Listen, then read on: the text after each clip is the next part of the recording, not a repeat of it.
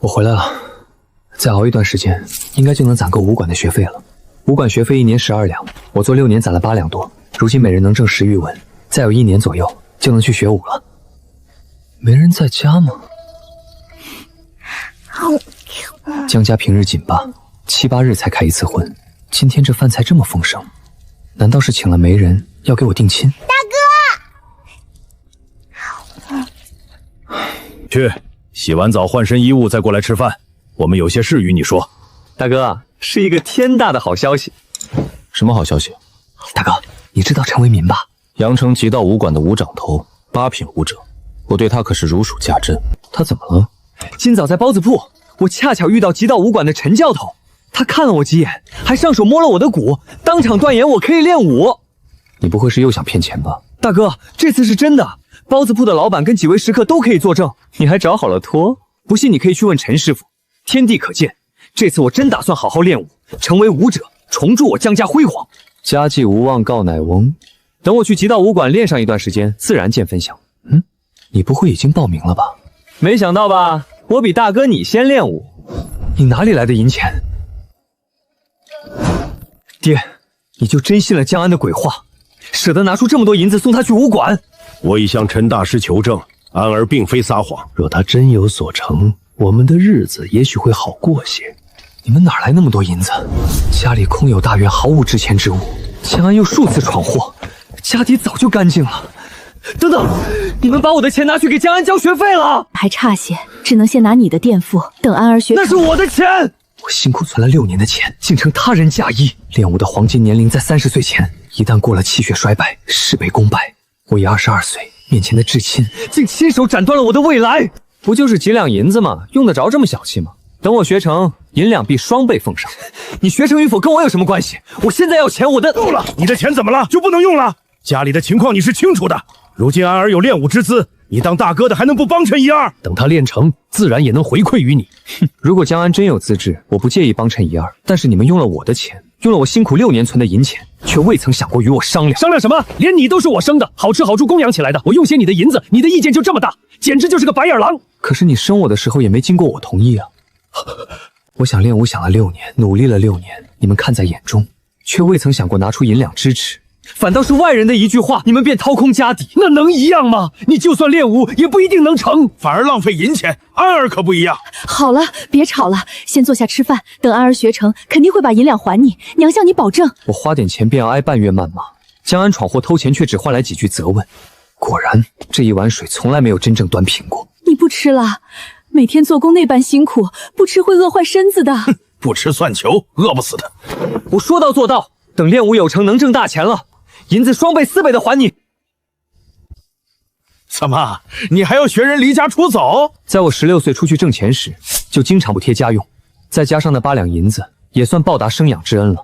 以后你们走你们的阳关路，我过我的独木桥，我们再无干系。大哥，我不要你走。我最是向往武道，对武道也了解不少，却从未听说那些武者可以通过摸骨判断一个人有没有习武之资，就算有，也不在阳城。祝你们成功。孩子回来，娘还有银子，娘把他们都给你，你别走。这是给我成亲准备的银钱，不是都说好了吗？已与亲家谈妥，这些银钱不能动。如果我继续如以往那般甘苦力存钱，也得4年后去了。黄金练武时间就只剩4年，有什么来钱快的法子？抢劫？当绿林豪汉？不可！王朝盛世，敢吃这口饭的都鼎鼎大名。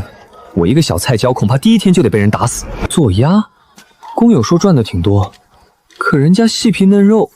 我这黝黑的身躯算了吧。再说了，想练武，精气神必须饱满，太虚了容易伤身子。先吃饭也是，若是银钱那么好赚，我就不会去做苦力了。关键还是没有实力。若我成为武者，大黎王朝以武治国，习武几乎成为了最佳的上升通道。阳城的几家武馆红红火，从来不愁没生意。可我如今孑然一身，想入武馆却也困难。要是能一边练武一边挣银钱便好了。四海镖局正在招收新的走镖人，我曾在那做过杂活，知道只要能走镖，一趟便是100文钱起步。更重要的是，镖局有一门养生功，每位镖师必学，练到大成便能成为武者，这正合我意。只是镖师走南闯北，容易遇到危险。我认识的几位底层镖师，基本上身体没有完整零件的，而且养生功难练是出了名的，大不如武馆的庄功。镖局内靠他练出气血者寥寥无几，我也无多少退路了。4年，真的能等吗？若继续做苦力，安稳到4年后存够学费，期间不能生病出意外，更意味着虚度4年最佳练武时间。干了！镖局有半年的缓冲期以提升实力，等走镖时，咱只管选简单相对安全的活，待赚够银钱，立马去武馆进修。穿越6年没有金手指，再稳着不接触武道就没有意义了。年轻就得拼一把，杀人放火金腰带，修桥补路无尸骸。客官，您这是惹上什么事儿了吗？没呢。那便是生大病了。你咒谁呢？没道理呀！去你的！小爷是要去四海镖局当镖师。原来如此，祝客官早日高升，成为一代名师。这还差不多。先别走，客官您还没给钱呢。哦，若是别人，只怕还不太容易进这个门。镖局培养新镖师也是要背调的，最好身世清白。江大哥不一样，咱也都认识，知道您的口碑。我记得杨镖师还曾邀请过您呢。穿越这几年，努力踏实的口碑倒是积攒了起来，也算有几个熟人。可惜那些老镖师都请辞养老去了，不然也不会拖到现在才来。为了练武，拼一把吧。梁镖头，这位梁镖头头走镖30年，武道造诣在整个镖局屈指可数。身旁这3人无一例外皆是穷苦出身，来走镖要么是冲着钱，要么与我一样，想以养生功叩开武道大门，皆是无奈之选。培养新镖师得花银子，镖局自然不会让人随意离开。10年，不过若我真能在武道上有所造诣，这契约便如同废纸。就算不成，待赚够银钱，我也能一边去武馆学艺，一边走镖。反正只要实力变强，镖局也不会反对。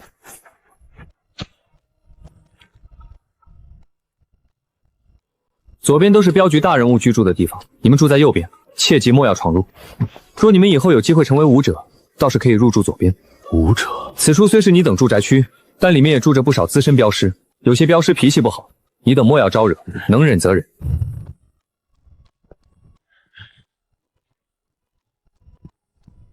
不好意思，这里有人了。我见那些资深镖师住的都是独属于自己的屋子，难道我等以后就要一直住大通铺？等阁下练了功，开始走镖，自然会安排独屋。眼下只能暂时忍一忍。我等签了10年协议，以后定然会走镖，那屋子就不能提前安排下来吗？非也，此次镖局对外招收100人，但真正能走镖的也是少数，部分人或许半年后便会离开镖局。什么？我们不是签署了10年协议吗？这份契约针对的是真正镖师，若是阁下无法完成镖局的考核要求，自然走不了镖，可能会留下干杂活，也可能直接被淘汰出局，那契约自然也就作废了。什么考核要求？还用想吗？当然是考核我等在养生功上的成就。据我所知，养生功共分9层，只要我等练到第4层，便算通过考核，可以走镖赚银钱了。这门功法很难练成？据说很难，听这里的下人说，很多镖师能半年练至第4层，可他们却卡在第6层，数10年未能更进一步。话说回来，若是容易，镖局便不会将其免费拿出来让我等修炼。那倒也是，毕竟阳城那些武馆的入门费便要12两银子。希望能完成考核，成为镖师吧。走一步看一步。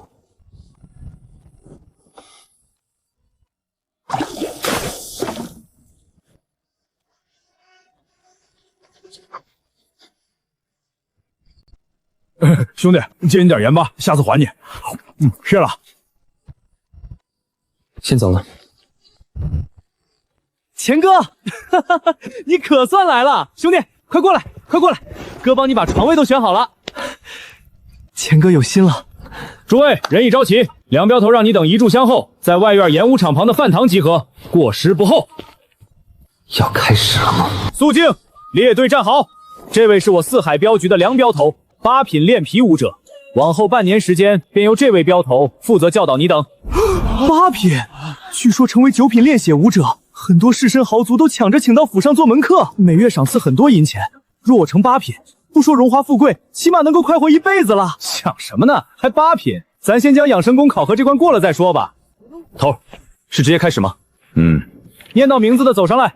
张三，过来，站到我面前，用力朝我胸口挥拳。记住，你只有一次机会。快点，后面人等着呢。使出你的全力便是，其他什么都不用管。142斤，我等还未接触养生功，这测试有什么意义吗？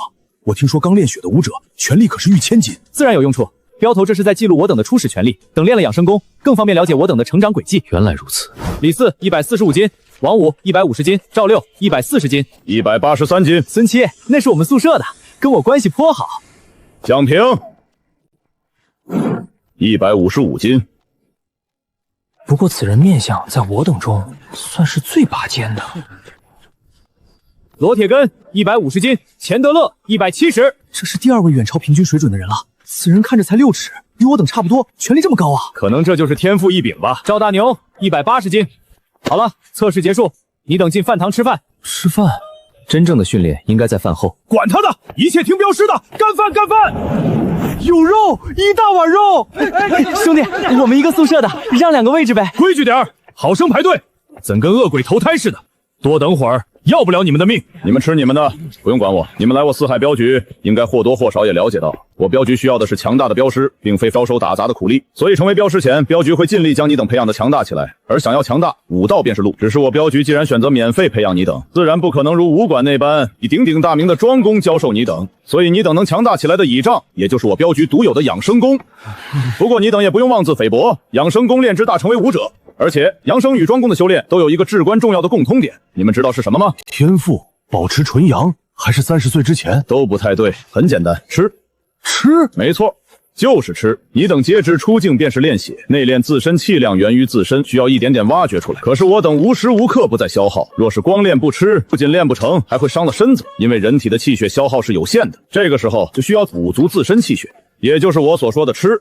不过吃也极为讲究，人体其实也有自行恢复的能力，加上每日吃饭睡觉，也算补足气血的一种方式。比如你们多数人每天干完苦力活觉得很累，可吃完饭再睡一觉，等第2日醒来还是会觉得精神不错。只是这种方式只适用于干活，一旦练武，光是米面再随意配些荤素就不行了，需要以特定的食物配合才能练好功，事半功倍。你们可以猜猜这样的食物会是哪一种？牛肉。没错，正是牛肉，这是很适合练武之人吃这种食物。就是阳城那些武馆也都以牛肉作为吃食，以配合练武弟子练武。所以今日你等吃的饭菜是等你们吃完饭，我便会传授你等养生功，让你等正式接触武道。不过我这里有一个颇为之重要的事儿要提前说明，我镖局培养镖师对于极为优秀的也是无比珍惜，甚至有机会得到大当家的青睐，被收为弟子。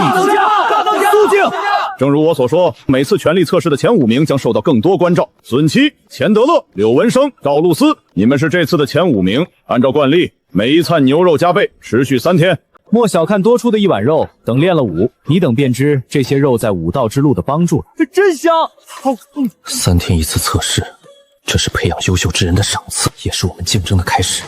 你等也不用紧张，权力测试每3天一次。3天后，若有人能借助养生功脱颖而出，同样可以得到如此待遇。好了，你等继续吃饭，2刻钟后在外边演武场集合。我镖局的养生功共计9981个动作，演练时需配合吐纳呼吸的诀窍，特点是慢而不求快，但对人体的消耗过大，所以饭后演练较为适合，可以最大限度吸收牛肉米饭中的精华。所以你等吃肉最好是牛肉等，否则吃跟不上练，只会事倍功半。现在我给大家仔细演练这套养生功，好好看，好好学。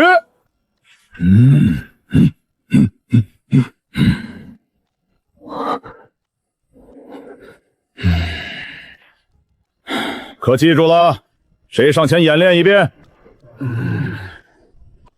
我来。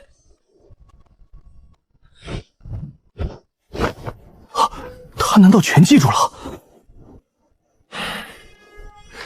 那钱兄弟怎敢去演示？应该是想通过演练让镖头改正其错误之处，这其实是一次单独指点的机会。腿伸直，气息沉下去，蠢笨如猪。早知我也去了。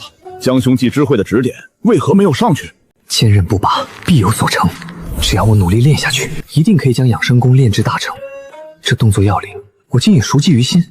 接下来只要靠汗水积累，气血自生，根本不需要上去挨骂要指点。我再练一遍，你等都跟着我的动作一起练。钱哥真聪明，命格开始发挥作用了。不对劲，每日10练，10日而成。细分下来，每一练营只长1点熟练点。我才打了第1遍，怎么就长到9了？自行演练第2遍，真是废物！我都细讲了3遍，怎前10个动作出错4个？等半年期过，尔等没达到镖局要求被淘汰出局，我看你们谁还能笑得出来？不过你们也不用担心，很多人会被淘汰，但也有人会入我镖局成为镖师，也有几人已经全记住了，动作很标准。这几人都很认真，未曾分过心。好笑吗？你们以为自己的动作就标准了，能练出效果了？尔等也尽为蠢货，与他没什么两样。错了还不自知，还有闲工夫在这笑话人家。笑吧，笑吧，你们就笑吧。这便是差距，仅仅几刻钟时间展现出来的差距。将来你们看他们起高楼宴宾客，自己楼塌了时，才觉后悔。梁师，我等如何才算是入门，练到第一层？权力长20斤，便算掌握了第一层；再长40斤，便是第2层。一旦领悟了第4层，权力更是可长100斤。这个时候也就异于常人了。等闲之人数倍于你，也不可敌。那怎么知晓自己有没有掌握第一层？一旦能感应到体内气血游走，便算达到第1层了。随着养生功不断深入，气血也会逐渐增强。当它达到一个临界点，可以视为功力再破1层，如此反复，直至第7层产生质变。只是气血在人体内变化，外人很难察觉，所以我才需要每隔一段时间记录你等的权力，以免有人谎报修炼进度。多谢梁师解惑。看到了吧，这就是人与人之间的差距。当你们还在纠正动作，打完第2遍，熟练度便从9涨到17，第3遍才开始，数字又开始离谱的增长。我刚开始对动作过目不忘，难道不是命格的功劳，而是我真的天赋异禀？可是我都已经天赋异禀了，觉醒大器晚成命格什么鬼？这套养生功是你们入门的根基，动作不准走样，呼吸必须配合，差之毫厘，谬以千里。养生功第1层，第3遍便就涨了10个点，这速度比命格说的快了10倍不止。练得越快，消耗也越大。镖头说武士吞金窟，果然不假。肚子里没油水，再练下去，怕是要把自己练废了。别说权力前5，现在能吃上牛肉都是奢望。练了3遍，还是有半数人没掌握所有动作，真是蠢得要命。出一处错误就练不出丝毫效果。镖局培养的是能独当一面镖师，不是蠢笨废物。我再指点你等最后一遍，若是还有错误，午饭的牛肉就不要想了，想吃就自己花钱吧。镖局也是拿银子栽培你的，可别妄想着顿顿好吃好吃招呼。我等要的良才璞玉不是蠢货，你们还有错误。若是午饭前没有达标，牛肉就不提供了。当然了，在此之前，你等可以来我这里求指点，1文钱1次。钱哥，好说，我教你。铁根帮我们。江兄，可否帮忙指点一下我这2位同乡？花1枚铜钱无伤大雅，我建议找黄镖师指点更合适。大家都才第1次学，哪比得黄镖师在养生功上的理解？更何况，就算我答应指点，可这2人要是还练不对，反过来怀有故意坑害，背锅的不就是我了吗？吃力不讨好的事情凭什么答应？那我来教你们吧。你们是真的蠢，若是请我教导，花不了几文钱便能全学会。你等舍不得，非要自己练，或者让其他半吊子的货色指导，以为自己省下了钱财，却不知饭堂的那1碗牛肉便要10文钱。大牛可惜了，只错了2个动作，再多些时间便好了。刚才就该听从对方的建议。其他人先去吃饭，等他们打了饭菜，你们这些没练对的蠢货再进去。师傅领进门，修行靠个人。养生功第1层，但离掌握第1层只差1/3。我要是眼下再补充1份牛肉，那2位镖师说的没错，吃的跟上练，牛肉至关重要。他们吃不了练武的苦，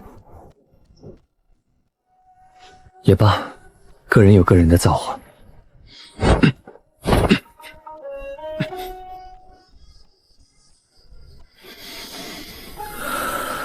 养生功第1层，养生功第2层，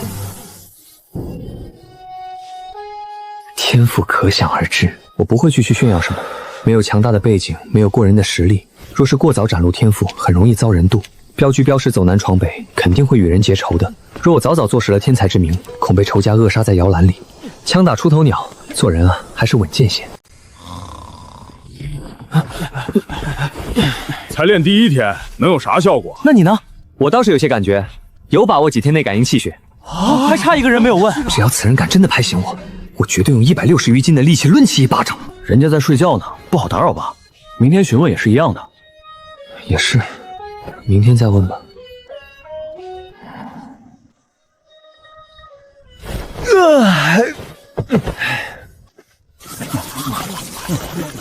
盐巴漱口效果很好吗？下次我也买些试试。回见。江兄弟，借你些盐巴用下。不借。用我的吧，我买了些。昨日我见江兄弟用盐巴漱口，晚上便自己出门买了些回来，看效果好不好。你练得怎么样了？没什么感觉。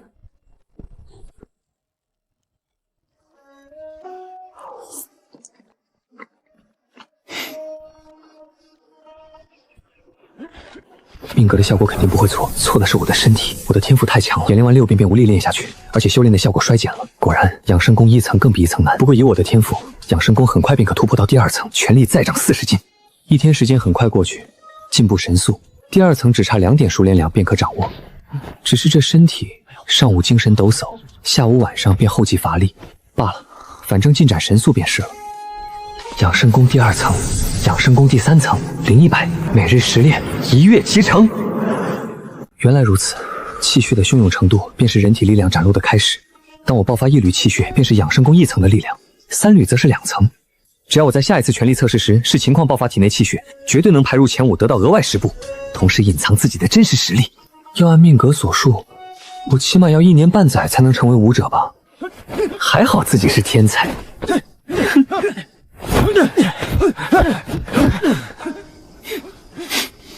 我果然是个天才。我感应到气血了！我感应到气血了！这么快？好厉害！果然，自己虽然有些天分，但也不能太自满。人外当有人，虽然说对方才入门，但也不能轻视。今天蛮刻苦的嘛，是感受到压力了？是啊，能没有压力吗？我才第2层，都有人入门了，肯定是自己还不够天才，得加把劲儿，争取拉开2层功力的差距。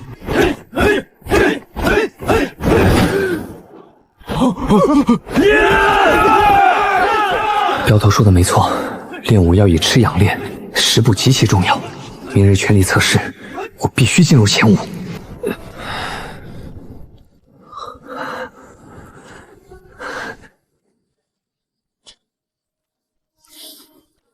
恭喜！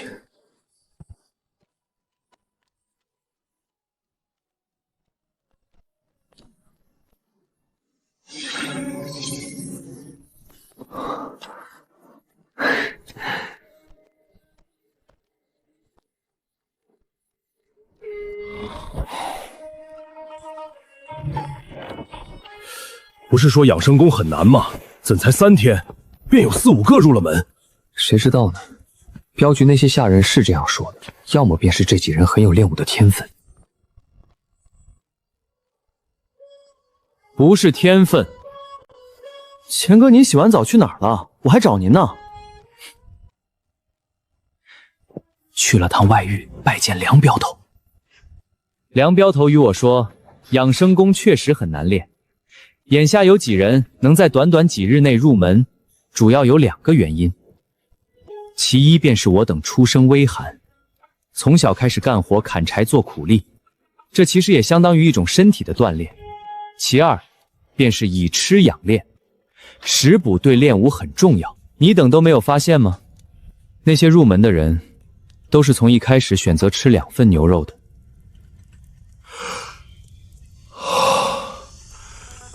原来如此，所以他们不是因为天分才这么快入门？也不尽然。梁镖头还与我说，养生功的入门其实不难，关键是越往后才能看出天赋差距。是否有天分，还得长时间观察。第1层的领先不算什么，不管是否有天分，想掌握养生功第4层，乃至成为武者，食补很重要。我建议你等往后每餐都吃2份肉，以便快速入门。1份牛肉便要10钱，1天就得花30钱，日积月累下来得花多少银子啊？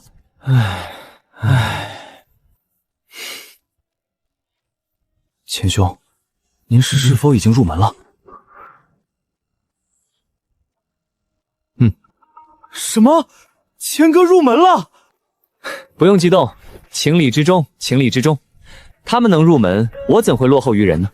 那是自然，钱哥可是咱100人中最先学会养生功的，怎可能不破关？将来肯定会最先突破第2层。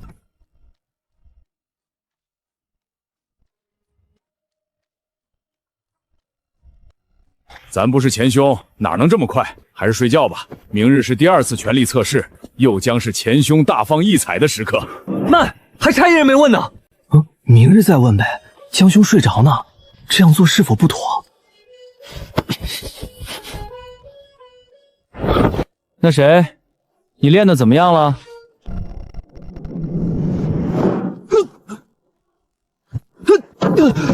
你敢打我？打的就是你这鳖孙！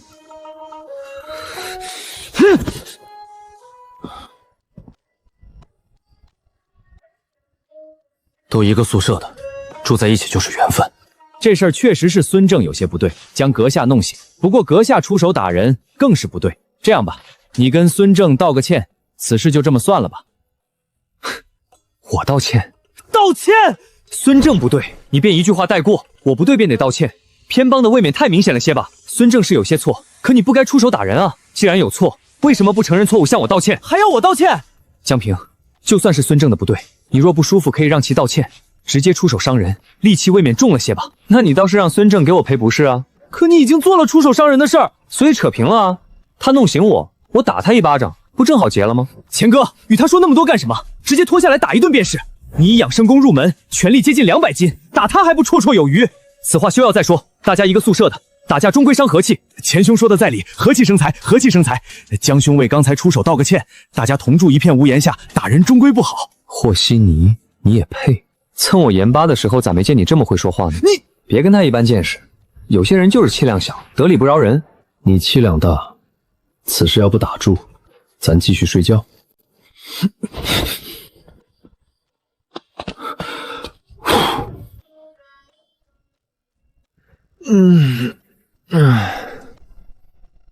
今日是第2次权力测试，大家应该都紧张了。孙兄、大牛、江兄，一起去练功啊！你们先去吧。早先时候不努力，等测试到了才想着抱佛脚，活该你等还没入门。武道一途勤补不了拙，想留在彪表，要么自身有些天分，要么舍得花钱补身子。都停下，列队，要测试了。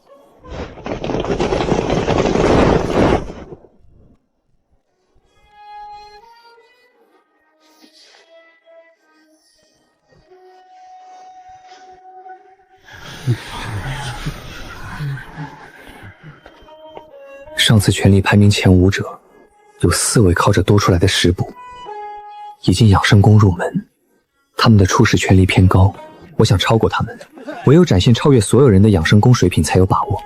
可木秀于林，风必摧之，一时的耀眼并不算什么。想走到武道对岸，稳健必须刻在骨子里，这也是作为穿越者该拥有的觉悟。所以，权力在158级第5名赵露思，才是我眼下要超越的目标。假设赵已经入门，我只需在养生功第1层力量的基础上再爆发些许气血，便可简单超越，既不引人瞩目，也可获得食补奖励。张三，142斤，练3天1斤力没长，还是在有食补的情况下，就是头猪也能长些肉，你长哪儿去了？李四，王五，练我镖局养生功者，突破到第1层前，最高可长10斤力。那些长了10斤的，回去再多加练习，争取早日突破。孙七，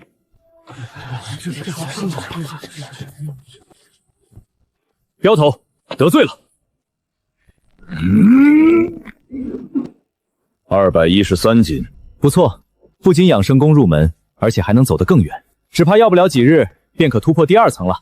孙七会继续努力，不负黄镖师期待。恐怕孙七依然是权力第1，并且会维持一段时间，乃至特训结束。方勇，权力173斤，不错，养生功入门了。你这几日每顿饭都吃的1份牛肉吧？是。往后吃2份食补吧。啊？黄镖师的意思是，我只吃1份食补，便可与那些吃2份的人差不多时间入门。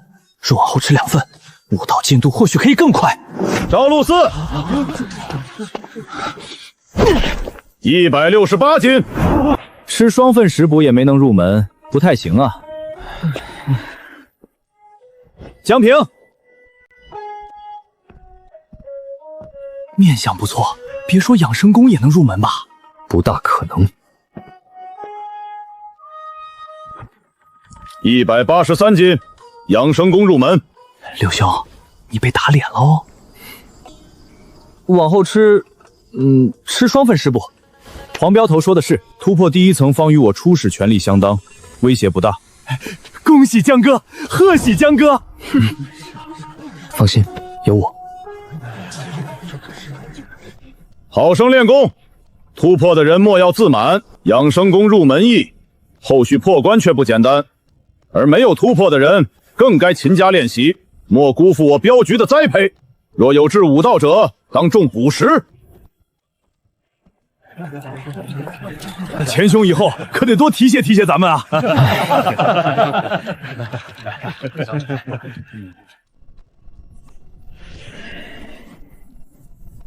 顺利突破，功法修为抵达第3层。不愧是大器晚成命格，一门养生功的第4层都需要100日方能练成，往后关卡所需时间肯定只多不少。待学了高深功法，消耗时间岂不更离谱？莫不是等我7老8小了才能达到当今镖局大当家实力？那还如何声色犬马、风花雪月？还好，我是个天才。双份食补就是不一样，刚开始吃就可打破练功记录。我突破了，我突破了！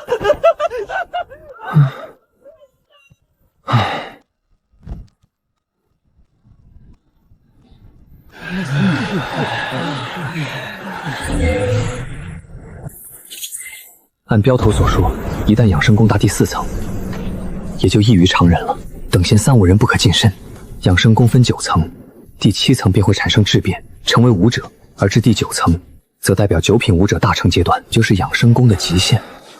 以我之天赋，将这功法练到极致，恐怕我要不了太久时间。可若想从气血大成走到圆满，便得女约谋求后续功法及各大武馆的专攻。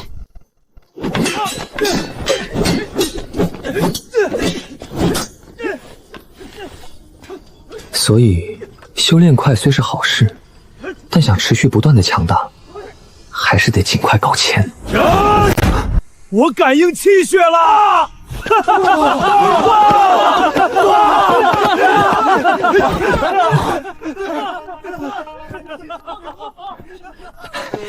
恭喜铁根兄，达到与我一样的境界。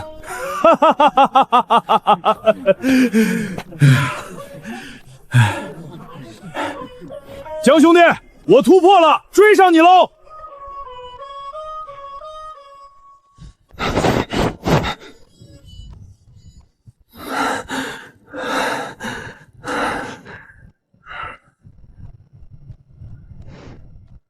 走了。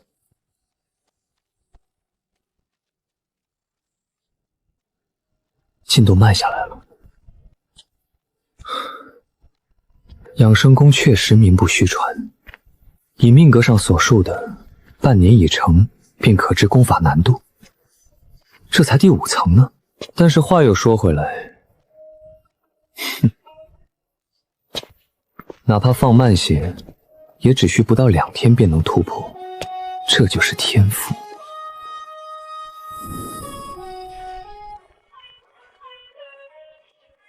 江兄弟，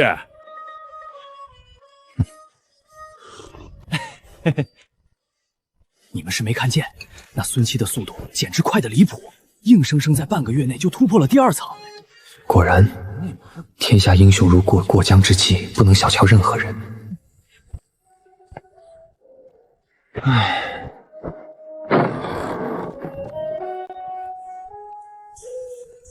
孙七兄来了。哎，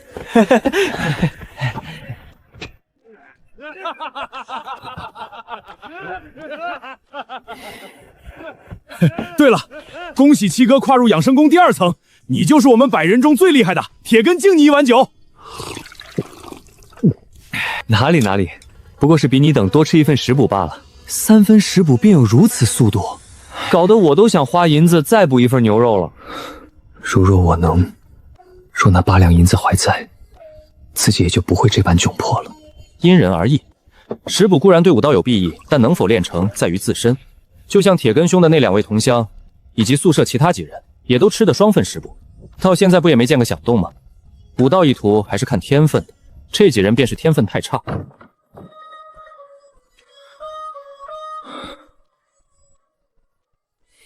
倒也没说错。大牛，来吃点儿。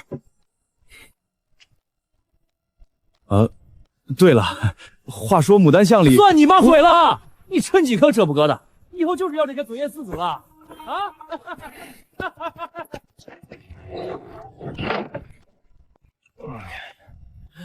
咱都养生宫入了门，此番聚在一起，大口吃肉，大碗喝酒，也是缘分。此情此景，我等结成异姓兄弟如何？兄弟，我看行，这样更显得亲近。言之有理。好像还不错。结婚结婚结婚，定生兄。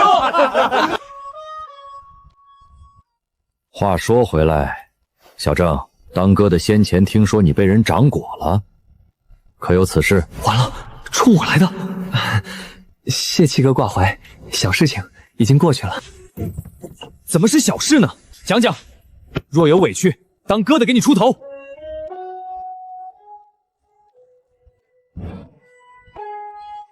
哼，原来如此。小正子纵然有些不对，但住一个宿舍都是缘分，有什么话不能好好说？他江平怎可如此盛气凌人，动手伤人呢？江兄弟这一点确实说不过去。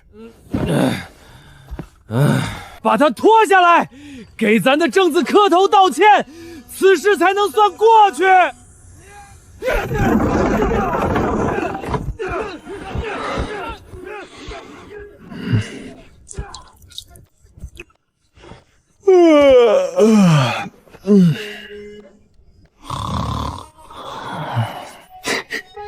昨日谁打谁？谁干的？哼，让你们喝酒。宿舍里受伤的不止孙正和钱德勒，连大牛脸上也带了伤。看来昨晚睡熟之后，宿舍里还发生了别的事。昨晚我睡得死，大牛脸上的伤是怎么弄的？你都不知道我费了多大劲儿，还能因为什么？还不是孙正那个疯狗惹出来的祸。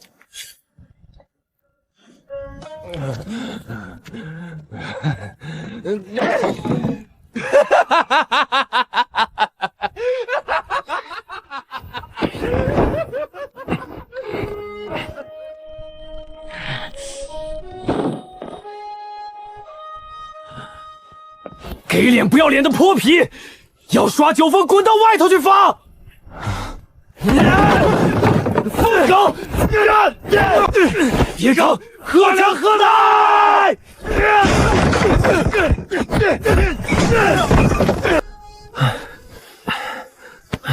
钱德勒没劝住，哼，此人有些道貌岸然。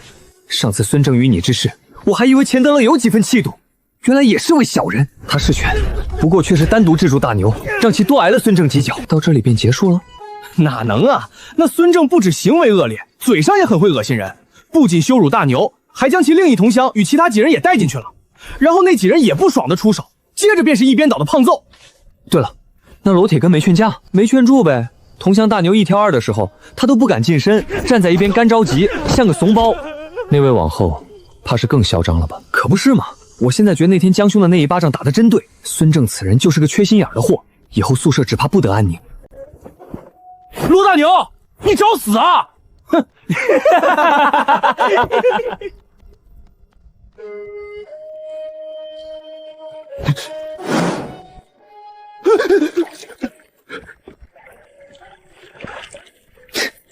江兄莫不是怕了那缺心眼的货色？倒也没有，有便直说，哥可以给你撑腰。我已突破第2层。哦，没想到吧？那倒是要恭喜柳兄弟了。走吧，待会儿又要全力测试了。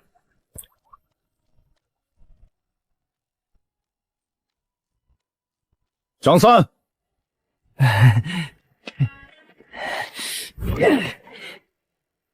146斤，太差劲了。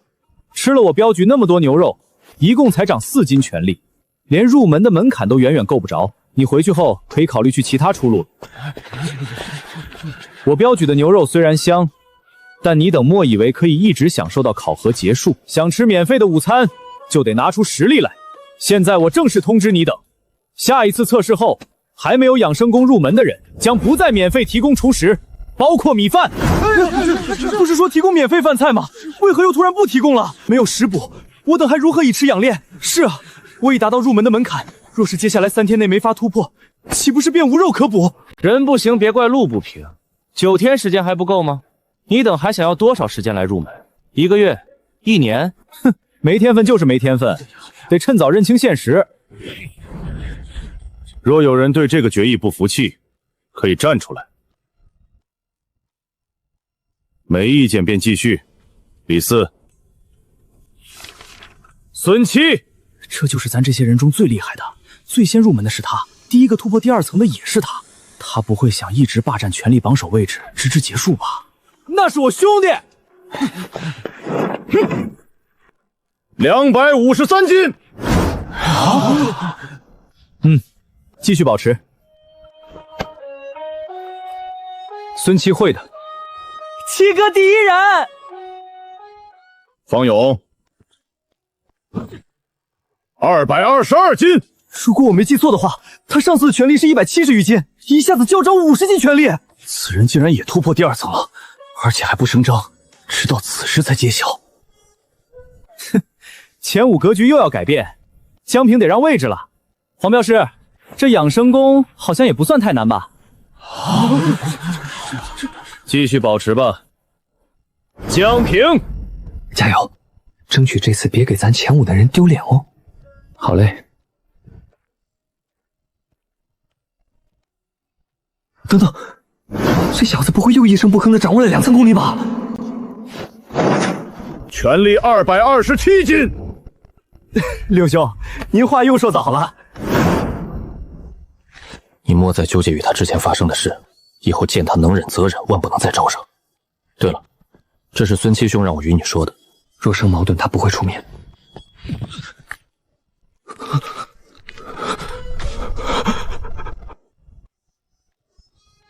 表现不错，望你能再接再厉。好嘞。以后这第一人，那是我唯一仰望的人。恭喜江哥，我就知道哥行的。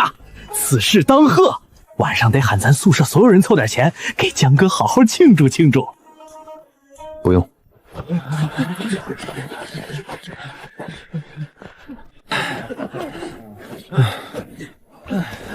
江兄比方勇还能藏呢，这不是不能给咱前5名丢脸不是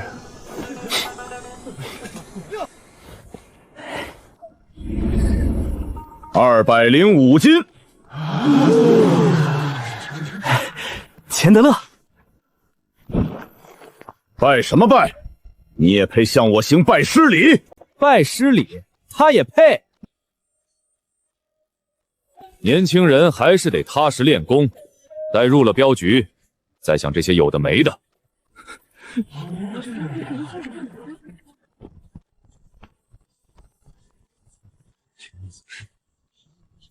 哼，先超过我再说吧。钱哥，您可得加把劲儿，争取稳住第5位置。吃饭去。距离武者越来越近了，养生功极之后需以庄公接续，要么拿12两银子去武馆，要么去阳城黑市低价求购。现在有食补作辅，是时候谋划了。都停下来，列队集合了。你等已经练功近10日，该研习武技了。练养生功是强大己身，壮大力量，而武技则是让你等将自身力量发挥到极致的体现。我所要教授你等的，便是本镖局一门刀法，名为飞雪。取刀来！你等之中有生活在阳城里的，肯定也见过一些武者，他们带的最多的兵器为何许？剑。没错，是剑。他素来有百兵的美誉，很多武者成名后，大多也喜欢仗剑行走江湖。其实我也更喜欢背剑。不过这刀亦有百兵之帅的尊号，且相比起用剑的轻灵巧妙，注重技巧，用刀者则重在猛烈直接，大开大合，威力更强，杀伤力更大，自带一股王霸之气。用刀的招式也较为简单，如劈、砍、挂、削、撩、斩等等。而我今日教授你等的飞雪刀法，便是霸刀中的一门快刀。天下武功无坚不破，唯快不破。飞雪刀便是秉承此等理念，讲究一个快字。当刀法招式连贯，快到一定地步，人与刀相融，便会显现匪夷所思的效果。刀出而锋芒露，显现什么的效果才算人与刀相融？芒，芒，你等可以理解成一种意境。剑法练成可现剑芒，刀法则会产生破坏力惊人的刀芒，就像这般。太快了，我看不清啊！你们看，这应该便是芒，刀芒。这便是飞雪刀的由来吧？刀芒似雪，寒光飞溅。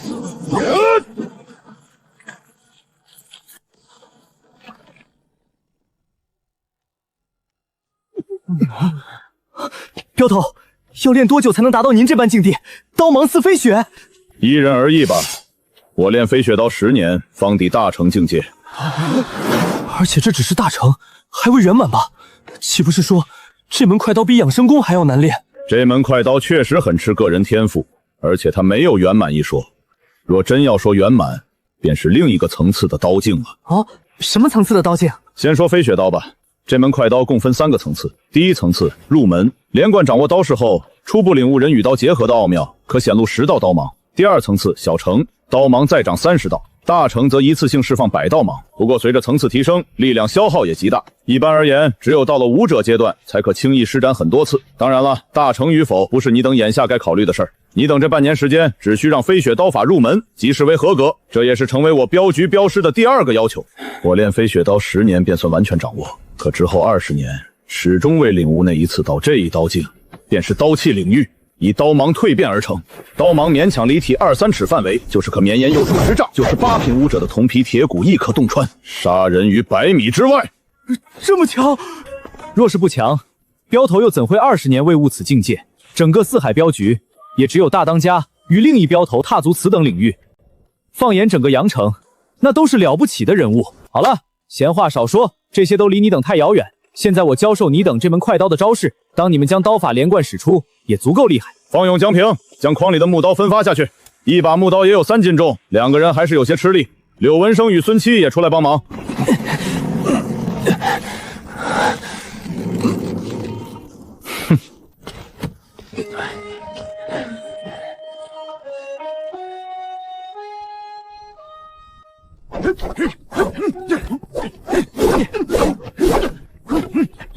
不错，有几人倒也能挥对一招办事，有的人则妖魔乱舞，不知在比划什么。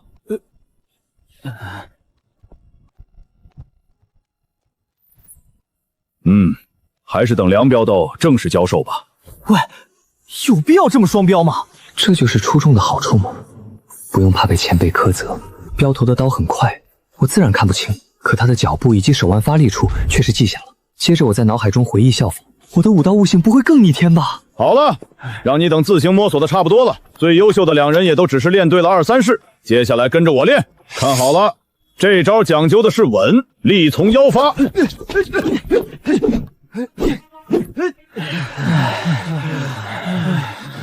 大部分人还是动作不标准，容易出错。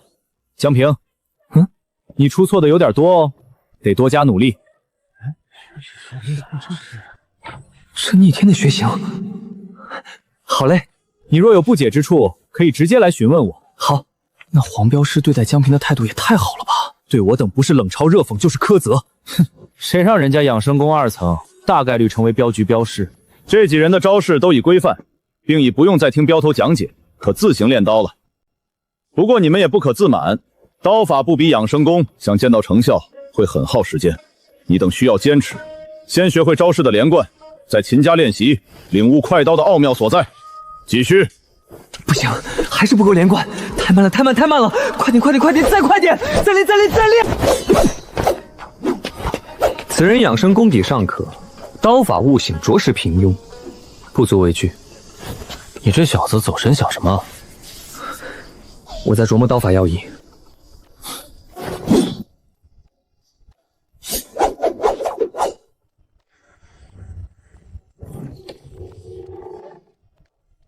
江哥居然没睡，在练刀呢。嗯。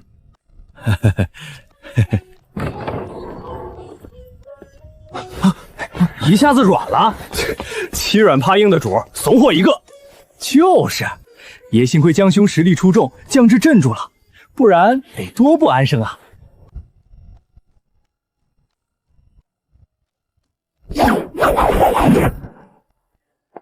不错，这小辈在刀法上很有天分，确实很厉害。江平，你可得加把劲儿，闲暇时也可与方勇探讨刀法。我的飞雪刀都快练出刀芒了，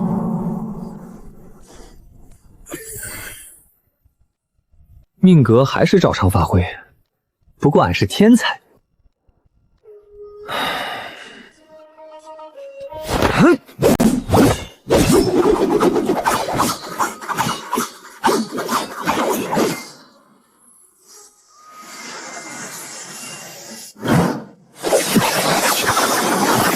果然，刀芒的攻击范围只在2-3尺内。刀气不过快了，持仙殿便以飞雪刀入门，以我之天赋，掌握刀气不远矣。届时选择走镖，也就多了份底气。孙琦，273斤。虽未戳关，但3天再长20斤，此人真的厉害，只怕还会牢牢占据第1位置。第2层已至顶峰，料想第3层也快了吧？应该就在这几日了。沉腰立秒，拧腰转胯，又挥肉迅猛的一拳。284斤！第3层，养生宫第3层的人出现了，好变态！天才，这是真正的天才！9天破3关，绝非常人能做到的。天才方勇，天才方勇，很强。好，好，很好。往后你每顿饭吃3份食补，不用花银子。多谢镖厨。这位真不差，相貌顶级，若也能如方勇一般变态，我都忍不住向妹妹介绍给他了。别说妹妹了，我不介意多个义父。不要脸，他就是不如方勇，肯定也看不上你妹你娘。江平，245斤。同样处在养生宫第2层顶峰，继续保持。晚辈自当勉励，向方勇看齐。不错，你能有此觉悟，不骄不躁，将来也能成大事。若今日赏赐的并非食补，而是庄功，我倒不介意展露锋芒。可惜只多一份牛肉，不值得我展露太多天分，还是低调些吧。反正权力前5是能稳住的。没事儿，等养生宫入了门，镖局应该会恢复补仆提供的。哼，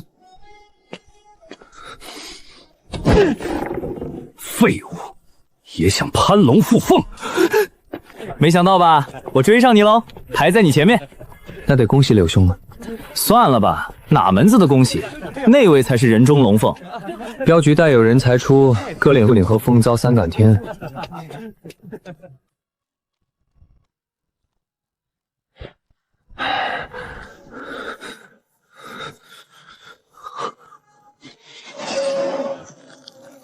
玉千金，现在的我强大的可怕。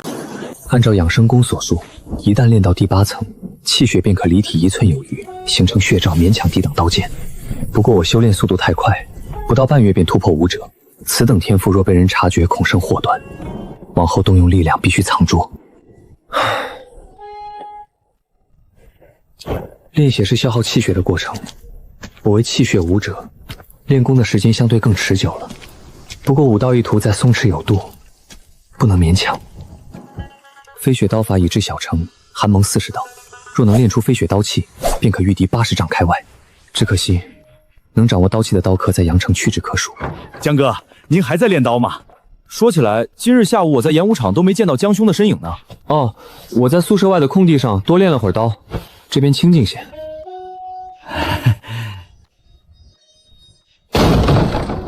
起开，起开！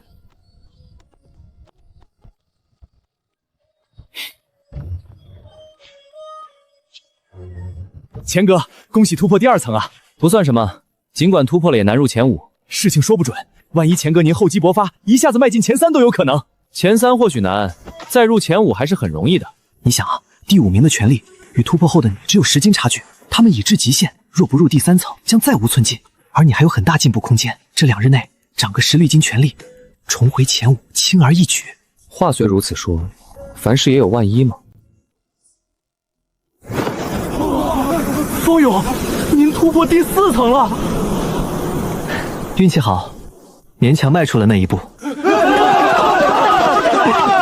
孙哥，您可有进步？没有。七哥没突破，明日权力测试前，江平肯定也突破不了。此人确实很天才，我等想要追上他不容易。既然方勇已突破第4层，我也可以暴露第3层的实力。其一，稳固前5位置；其二，步步为营，一点点崭露头角，直至顺利成为镖师。往后，方勇不再参加权力测试，不计排名，排名奖励照给。同时，老夫额外奖励其1份食补，每顿吃4份食补。梁师，吃4份会不会太撑肚子，练功受影响？放心，你突破第4层，身体素质上来了，没有一点影响。这晚辈就放心了。镖头，方勇不入排名，那这排名奖励可还是按5人算？按5人算。可惜了。是啊，算此人运气好。273斤，继续努力吧。这才是正常情况，你不能与方勇相比。养生功的难是对普通人而言，天才是难以束缚的。是。江平，话说回来，这位会不会突破第3层？我记得这位的天分好像比孙七高一点点。怎么可能？高一点也尚在普通人范畴，高一点也是高，说不准就破了呢。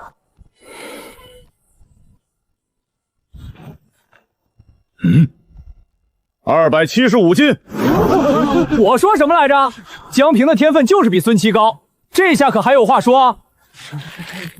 话说，你们觉得镖头是否会赐予江平额外奖励？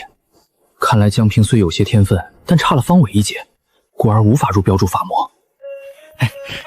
你往后吃3份食补，不用花银子。那就多谢黄镖师了。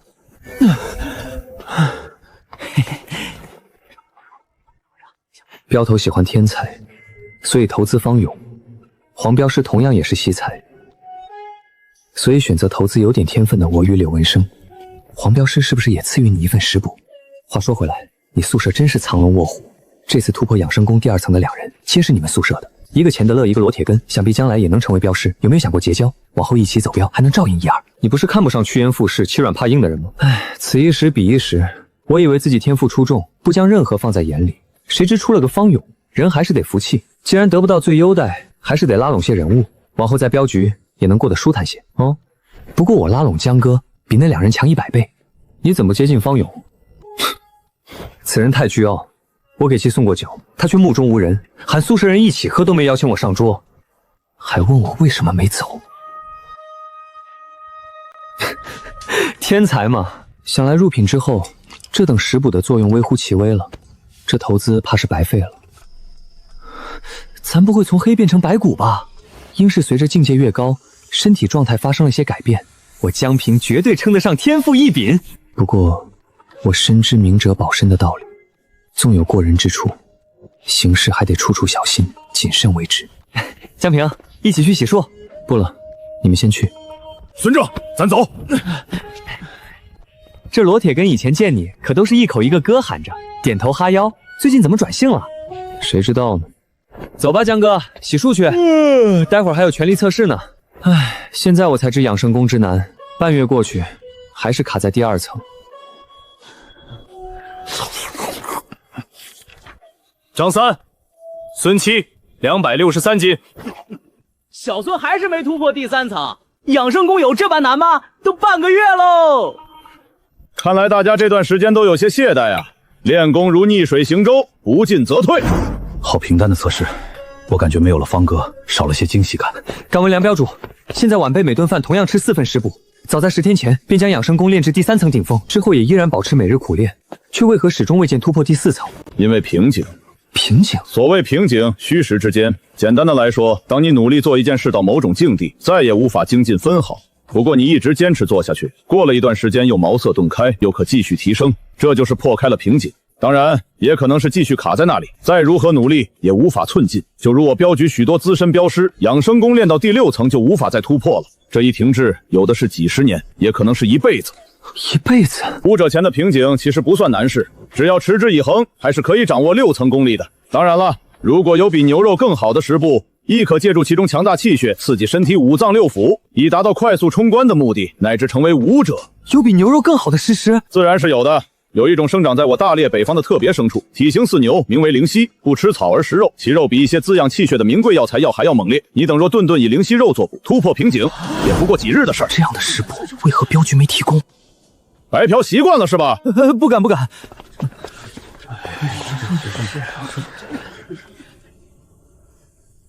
这样的肉很昂贵吧？自然是很昂贵的。灵犀肉5两银子1斤，若以此肉为食补，且达到练武最佳效果，需一顿饭吃2斤肉，还得是长期吃。练武又岂是那般容易的？此种要求莫说你等，连我都难做到。不过每顿饭能吃上一点，从长远来看，确实也比你等现在的食补要强很多。也就是说，其实只要每顿能吃上小半碗灵犀肉，也比吃几份普通食补强很多。当然，镖头所述是从最佳效果阐明，但世上又有多少武者吃得起呢？你等武后若走了镖，一顿饭能吃上半碗，练武同样事半功倍。咱镖局的那些镖师是否都以灵犀肉为食补？这是自然。随着你等养生功的层次提高，普通食补的作用也在逐渐衰弱，往往突破第4层后，会越加感觉养生功的吃力。这个时候，以灵犀肉为食补更适合。这也是为什么饭堂里都是你等新人来吃，镖局镖师早已看不上了。两位前辈，难道没有不需借助食补也能快速突破，乃至成为武者的方法吗？比如什么逆天秘籍之类的？逆天秘籍没听过，不过也有一种方式能做到。方勇不就是例子吗？他也没吃灵犀肉，没有修炼逆天秘籍，不一样早早突破到第5层。即将完成2项考核，你也可以。怎么做？重新投胎。所以武道一途，要么以海量的资源堆砌，要么是自身天赋过人。这就是现实。你等已经家境贫寒，无权无势，若是没有过人的资质，武道路很难走远。可以说，方勇将来的成就肯定远在你等之上，最次都能达到梁镖头的层次。所以，方哥的天赋在整个阳城属于哪一列？一流。这么厉害？当在一流，方勇练养生功便可短短1月长300斤力。若当初以庄功入武道，速度还会更快，说不准2、3月内便可成为武者。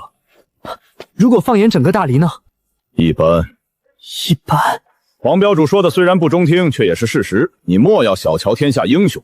大黎王朝有许多世家传承悠久，血脉强大，几乎每隔1时时间都能诞生1、2个天赋异禀之辈。那些人不仅天赋好，而且不可攀的灵犀肉，在他们眼中不过寻常。那些人在你这个年纪，武道实力估计都超过大当家了。衡量一个天才强大的标准，不只是看天赋，还得看师承、看背景。他们接触的多，眼界高，你等不知若数。其实方勇的资质还算不错，可家世远远不及。纵以整个四海招全全力培养他一人，他想超越这些千年世家中与其资质差不多的，都千难万难，就莫说一些天赋更好的麒麟子了。寒门想以武道路出人头地，就这般困难？其实也可以很简单啊！重新投胎。当双方资质差不多，哪怕略占上风的情况下，家世背景最终决定了哪一方成就之上限。比如说你的资质确实很可以，只怕成为武者甚至8品前都不会有瓶颈。可之后就需要借助资源了，想继续走下去，与那些世家子弟比较，比拼的就是各种资源。往往这种时候，世家的底蕴会让你知道什么是差距。所以我差的只是资源，是家世。世间亦有一些奇才，他们哪怕出身贫寒，同样可以做到不弱于世家天才，甚至超越。只要稍稍给予些许资源，这种人便可一往无前，做到连那些世家都得仰望的地步。什么样的奇才？五谷。有些练武奇才比别人多了一块奇特的山，称五谷。这样的人物生而不凡，一旦接触武道，便会以一种匪夷所思的方式超越所有同龄人。你等认为方勇以1个月时间练就养生功5层，可称天才了。可若是让拥有五谷的人来练养生功，只怕不用5月，可成武者。飞雪刀法我30年未曾踏足刀器领域，五谷奇才习之，只怕不用数月便可做到超越。身怀五谷之人，万中无一，世间罕有。咱不会就是镖头所说身怀五谷的奇才吧？也就是说，如果身怀五谷，哪怕出身寒门，亦可避你千年世家的一众天才。这是自然，纵为天才，也极其依赖资源。可五谷奇才却不会被资源束缚，注定一飞冲天。如何判断一个人有没有五谷呢？这样的人哪怕不通过摸骨，只要接触武道，也能观察出来。你等就不要期待了。若镖局有这样的人，大当家早现身了，阳城早大地震喽。这样啊，那梁师，您是否会摸骨？莫说我，连大当家都摸不了骨。此等探究他人身体细微之处的手段，只有5品以上强者才懂施展，方能判断一个人有没有练武资质。否则我镖局就不会招收你们这100人了，直接通过摸骨挑选有练武资质的人细细培养，岂不更省事儿？极道武馆武教仇8品武者陈为民，当初竟是此人以摸骨断言我弟弟有练武资质，导致我6年辛苦毁于一旦。可是我怎么记得前些日子那极道武馆的一位武教仇到处给人摸骨呢？那就不清楚了。这事我也有印象。我邻居本来辛苦干活，攒了些银钱准备说门亲事，结果被那武教头断言可练武，便兴奋让银钱拿去武馆练武。现在也不知如何了，有没有后悔？现在听镖头所言，只怕那陈为民撒了谎，他在骗人。住嘴！祸从口出！你怎敢栽赃一位8品武师？我镖局与极道武馆有交情，镖局内一众镖师吃的灵犀肉便是极道武馆提供的，双方亦有其他合作。你若再乱嚼舌根，陈长后不找来，我先毙了你！黄镖师并非维护那武教头，而是在保护此人，提醒大家不可言说内情。这笔账必须要算。不过陈为民身为8品武师，2位前辈都讳莫如深，事情定不简单。等我实力提升到8品再说。陈传头代表的是极道武馆的颜面，莫说你等，就是有天才之时的方勇得罪武馆，大当家也绝不会护着。总之，你等先努力完成镖局的标准吧，不要胡思乱想，待成了镖师再去探究其他。这是养生宫第4层，恭喜柳兄，贺喜柳兄，绝对的方勇之下第1人。运气好，运气好。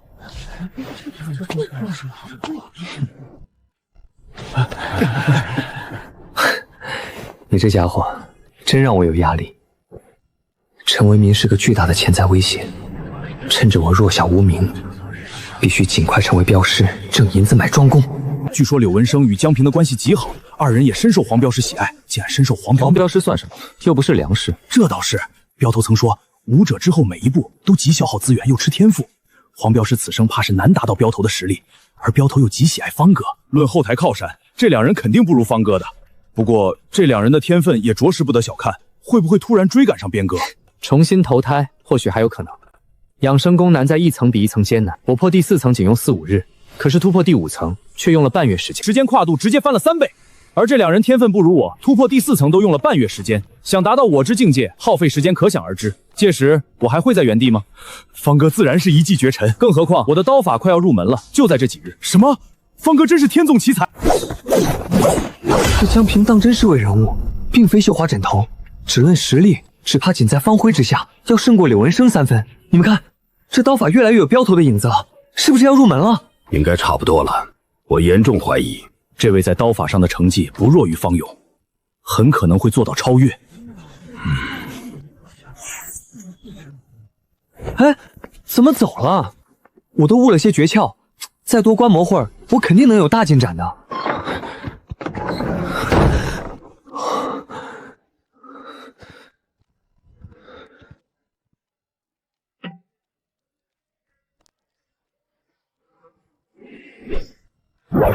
虽然此人刀法进度比不上方哥，但练刀时却有几分独到之处，让我等资质愚钝之人也能看懂理解上。他的刀法就像化繁为简了似的。那句话怎么形容来着？归什么真什么反真什么来着？返璞归真。如此，咱在整个阳城也勉强有了几分自保的实力，就是面对那陈为民也不惧了。不知以我刀法境界能否逆行伐上，横击镖头梁胜？膨胀了，膨胀了！咱虽有天才之时，应少行天才之事。我辈中人当谨慎行事，怎可做逆天之举？纵有一身天赋，也需适当资源，给予时间。就如眼下，我还得为庄公挣银钱。话说回来，那方勇应该几日内就要刀法入门，等其完成考核，我在之后也可顺势成为镖师了。这是刀芒，方勇突破了，当真天资过人。第一位飞雪刀入门，掌握刀芒的天才，比江平还了不起。是啊，我原以为江平会最先突破，真的是方勇，我们有救了。接下来我要检验入门级快刀的威能，仔细看。一心两用，毋庸置疑了。方勇就是我等之中禀赋最高的。江平的刀纵有过人之处，可在这位面前还是会黯然失色。越强越好。再过几日，我便顺理成章地展示入门级飞雪刀，成为镖师赚银子。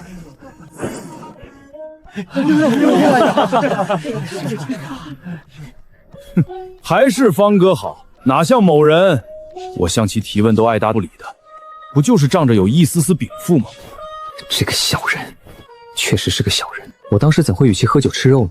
哼，此人原本就是个滑头、墙头草，只是见方勇的天赋太高，便选择了采江兄来表示忠心站队罢了。倘若某一天另一个比方勇天赋更高的人出现，这小人肯定会毫不犹豫地反过来采方勇。话说回来，方勇的刀法更强些，为何你二人却选择来观摩我兄弟练刀呢？莫说我等，柳兄你呢？前一天你可是冷落了江兄整整1日，一直在观摩方勇练刀呢。如果不是观摩了1天，又怎知晓我兄弟在刀法上对我的启迪？没错，我也观摩了方勇好一会儿，对方在刀法上的理解却有高深之处。可观摩久了，我又觉得与江兄的刀法很有区别。江兄的刀似乎有种魔力，像是直指本质，让我可以走得更远。我也有这种感觉。方勇的刀给我的观感只有强，却无法给我启迪；江兄的刀则化繁为简，很容易悟进去。其实根本不像罗铁锅说的那般。对，观江兄练刀不用他来解释什么，观摩一段时间自会茅勒顿开。再多观摩江兄一段时间，我估计都能入门了。俺也一样。我明白了，只有飞雪刀逼近入门的人，才能体会我兄弟刀法上的奥妙。可是，如我等快要刀法入门的人，亦能在我兄弟的刀法上有所进步，那他……你没猜错，我有感，不出2日，刀法要入门了。我就说嘛，我兄弟的刀法都厉害到这等程度，要是还未突破，就没道理了。岂不是说，接下来的日子，我再无法观摩江兄练刀了？梁镖头出远还未归来，方勇都还没正式登记，我也得等镖头回来。你们还是可以多观摩几日的，几日也是杯水车薪。我等没有江兄这样的禀赋，你们都快入门了，倒是不急于一时。方勇的刀法水平确实高，可我等水平差得多，观其练刀很难领悟诀窍，还是江平的刀法看得更清。毕竟与我等比较接近。确实如此，咱虽是方哥的人，但想要追上边哥的脚步，还是得来观这江平的刀法。再观其一段时间，我也能追方哥。啊！入门，江平飞雪刀入门了，这位也入门了。我就说嘛，这位怎会差呢？比之方勇也不成多让。方勇刀法突破后，为众人展示解惑，江兄可否也这般指点大家1、2？我真想揍这厚脸皮的人一顿。可以。孙七，这位也和孙七双刀的。江兄，这招该如何发力？气沉丹田，意随刀走，虚实相生，你且去悟吧。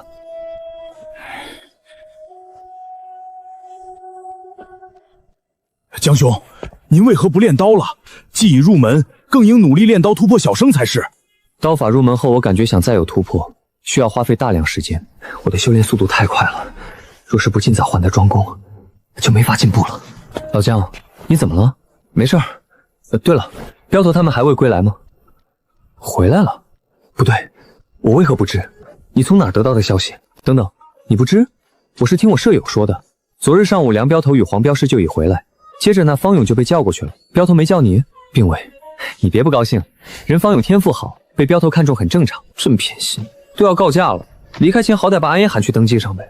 据说梁镖头负伤了。负伤？具体内情不得而知，不过镖头与黄镖师都受伤了，尤其是镖头好像伤得不轻，都选择了告休养。啊？去吧，内院住宅区有不少空池独屋，自己选一间搬进去即可。啊，大人。关于走镖一事，可否与晚辈说清楚？你分在了黄友人手底下，什么时候能走镖了，其自会告知你。回吧，在黄镖师手底下也算件喜事。黄前辈看中我，肯定会对我额外照顾。只是走镖一事还是没弄清楚，至少我得知道走镖的难易程度是否有个区分，走一次镖能挣多少银子，这关乎咱的修行大计。归根结底还是太穷了呀。话又说回来，从今往后，咱就是走镖的镖师喽。估摸着明日下午养生功就练到极致了，仿佛届时功力大成，实力再涨一阶。晚上晚点睡，哥仨给江镖师庆祝一番。镖师阁下什么都不用买，吃的喝的我们来准备。好啊，那你们能借我点钱吗？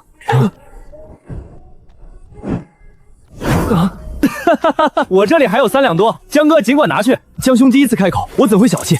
我这里也有4两。这下可以买壶好酒，下午去看望黄镖师了。每人借我1两银子吧，等我手头宽裕了就还你们。江兄刀法上对我的帮助，就不止这1两银子了。还肯定是要还的，50吞金窟，1两银子也能买些灵犀肉。方勇又有进步，养生功突破第6层，距离成为9品武者仅差1步之遥。此人天赋着实不错，不服也不行啊。哼，可惜品性不合我胃口。回见。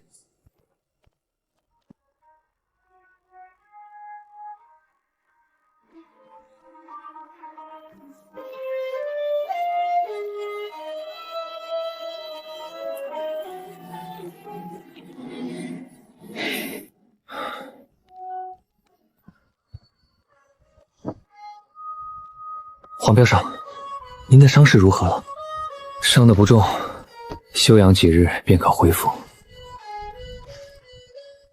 你本来手头就不宽裕，也才刚成为镖师，还为走镖赚银子呢，随意买壶酒便是了，何必买这么贵的？破费了啊！以后晚辈还得在黄镖师手底下干活，这酒就当是孝敬您老的。去炒半斤灵犀肉，他已转修庄公，有此进度，倒也在情理之中。转修庄公？是啊。梁镖头回来后便将其喊去，送了庄公。往后方勇的修炼速度应该会快不少，你可不要浮躁，莫与那等天才比较。皇师说的是。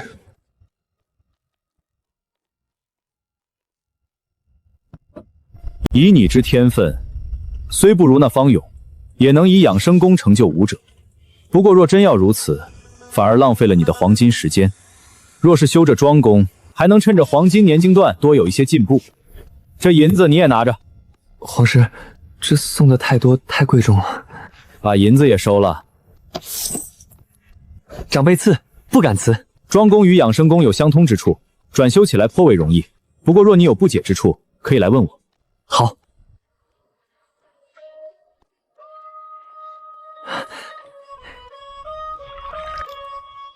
味道极鲜且美味，好似修炼养生功气血凝练后的感觉。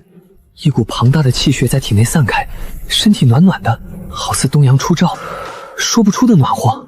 滋味如何？很棒。你第一次吃，只觉得味道不错，待吃完你回去后练功，便知灵犀肉与普通食补的差距。那晚辈得多吃些，带回去好生感受一番。黄镖师，这走镖有没有以危险程度区分的说法？镖局接镖后都会先评判镖的难易程度，接着再商量好价格。如果敲定下来，最后再由镖局镖师送出。而这镖的难易程度总体分为铜、铁、银、金4种。哈哈哈哈哈！来，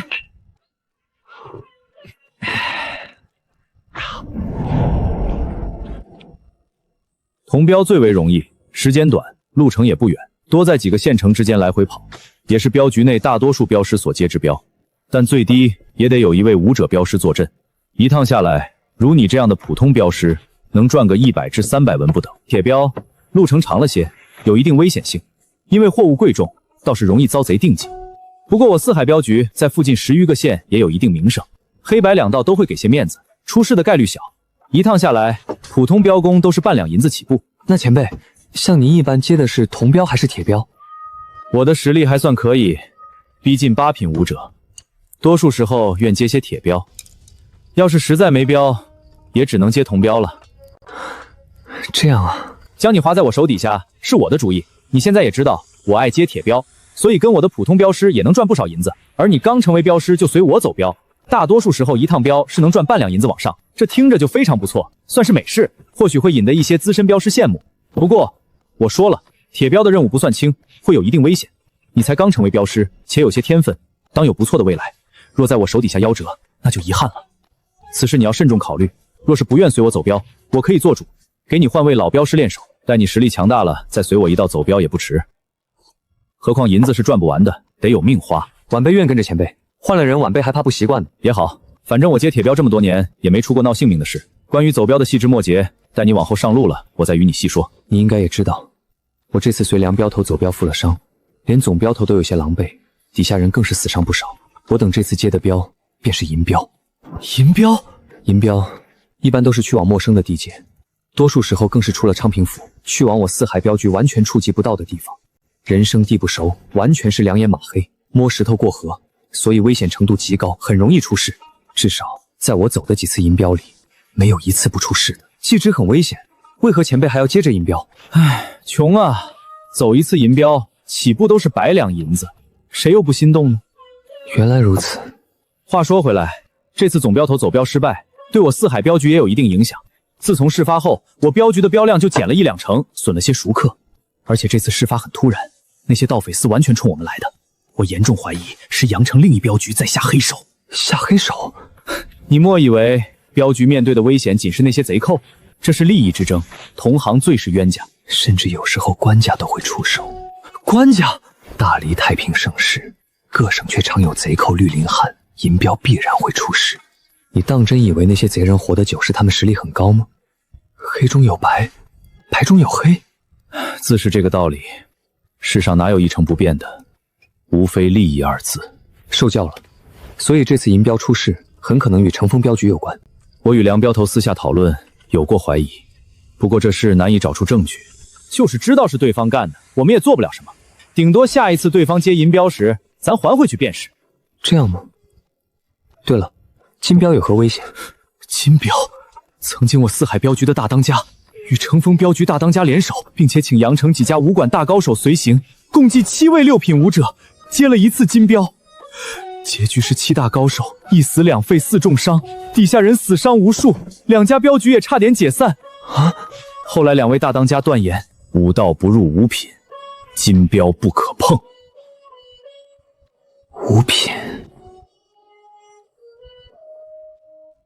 你吃了不少灵犀肉，是该早些回去体验这上等食补的功效。对了，你才养生宫第4层，实力尚低，镖局赏赐的2斤灵犀肉，最好是1顿饭煮2两肉，效果更佳。灵犀肉？成为镖师会有这等赏赐？王镖头没给你？王镖头？接待我的并非王镖头。你见到的可是一位30岁出头的青年男子，与王镖头有些相似。前辈这么说的话，是有些相似，看着也确实比我大了不少。那就对了，这是王镖头的子嗣，应是帮王镖头在处理这些琐事。所以此人贪没了我的2斤灵犀肉。此话不可说，那是王镖头的儿子，你不宜得罪。皇师，我也不想得罪人。可那是2斤灵犀肉，价值10两银子。晚辈穷苦出身，如今好不容易成为了镖师，有望武者，最缺的便是银子。或许那位忘了这一茬，你再等几日。昨日晚辈便完成登记，他若当时忘记此事，今天也该送来了吧。这样，那10两银子我给你补上，此事莫再追究，如何？前辈，这明明是那镖头子嗣的不对，怎能让您来弥补？我是为你考虑，你天分比我好些，说不定将来也能成8品。可你太年轻了，如今才刚成为镖师，不宜得罪小人，万一惹得王庆不快，怕你往后在镖局不好过。多谢皇师挂怀，不过这10两银子本就是我的，怎可让皇师来补？更何况分明是他得罪了我，而非我得罪他。你小子倒是硬气，不怕事儿。也是，如果遇事就退让，又如何成事呢？这样，你待会儿回去后去贵房一趟询问此事，如果对方后续补上，便是误会一场。如果3天内没补，你来寻我。好。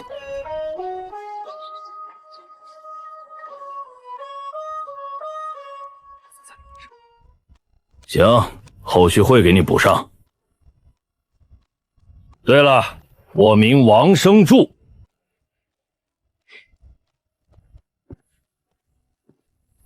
看来此事不会顺利解决，不过我还是先等上3天，先提升实力吧，实力才是根本。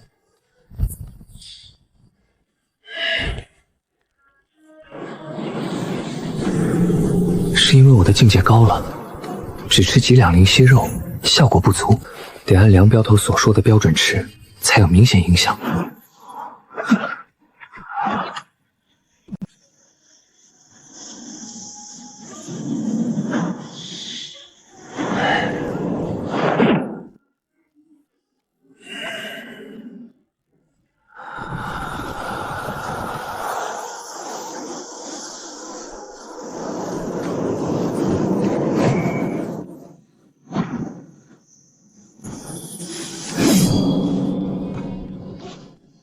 确实可挡刀剑，动用1半力量连拳。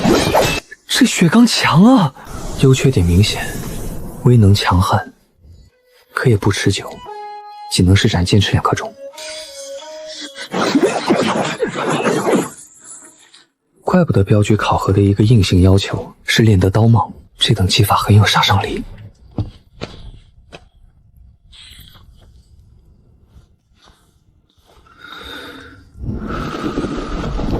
恐怖如斯，庄公的方面面都要比养生功强一些。可惜我没有江兄的天赋，往后想练庄功还得自己攒银子。你年岁比我小些，不急一时，30岁之前都是黄金年龄段，可以做到迅猛提升。是啊，不可此时泄气，黄金年龄段是最佳练武时间，我等当勤勉些，否则等过了30岁，提升变难了。莫说这些扫兴的，来，咱喝酒。今日是为江兄庆祝，继承镖师又得庄功。对了，我听说你与旧友有些疏远，怎么回事？他呀，这家伙确实不太像话，太二太记仇了。自从江兄搬离宿舍后，他便仗着与方勇关系好，各种给罗大晕几人找不快，几人也是敢怒不敢言。罗铁根没有阻止？没呢，他与孙正穿一条裤子，哪会阻止？偶尔也要逞威风。我有次看不过眼，说了几句，结果那孙正连我都敌视训斥，实在狼心狗肺。小人罢了，替他们做甚？来，我们喝酒。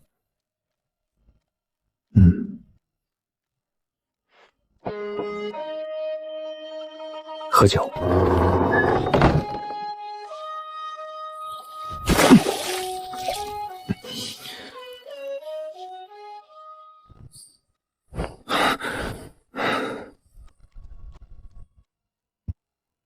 皇师，那王生柱贪了我的2斤灵犀肉，还刻意通报了姓名。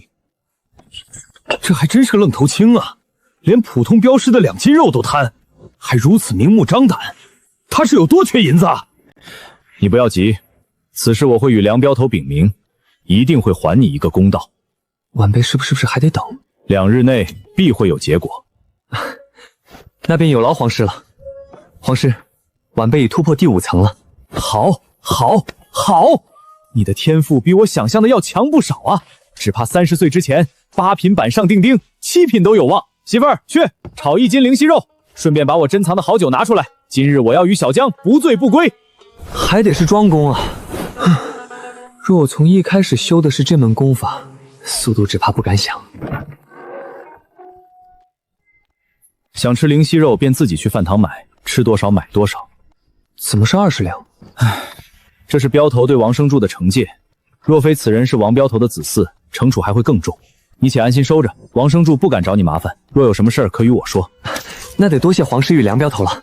还你公道的并非梁镖头，而是另一镖头。啊，倒是难为皇师了。他太看好方勇了，再加上自己受了重伤，所以行事难免顾忌了些，想专心培养方勇一人。明白。帮你的镖头姓朱，你不用特意去拜见，往后遇到感谢一声即可，岂不喜巴结套近乎这些有的没的。我如今庄功已至9品圆满之境，即将迈入8品行列。8品功法，我得自己想办法求得。等等，还没给入室费呢。哦，室内禁止打闹，否则后果自负。明白。鸡？朋友要吃鸡吗？说是黑市，只怕也就是特殊点的摆摊集合点罢了。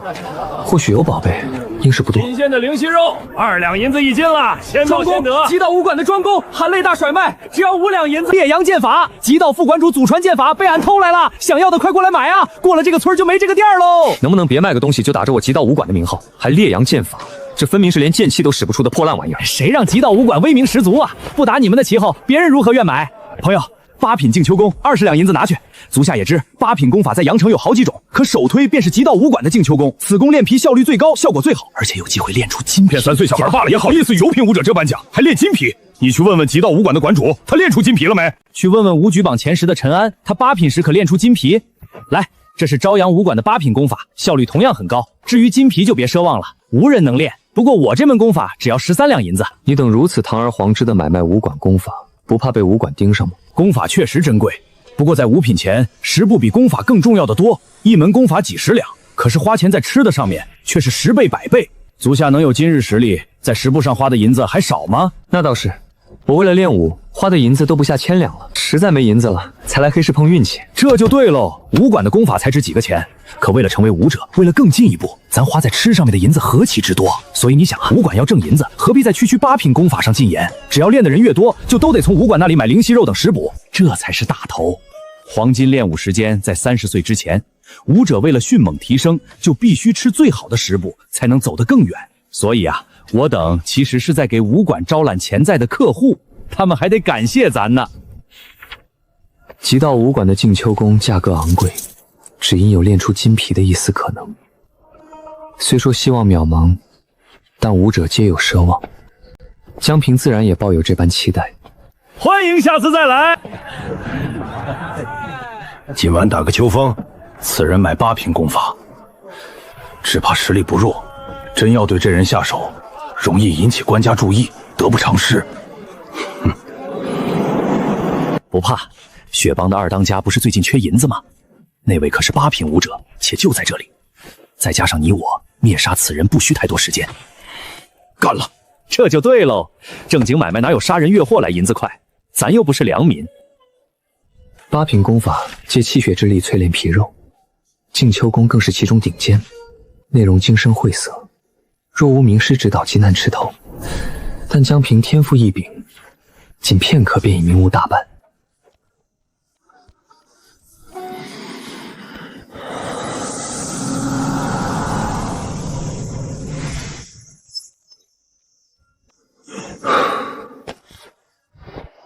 功法为真，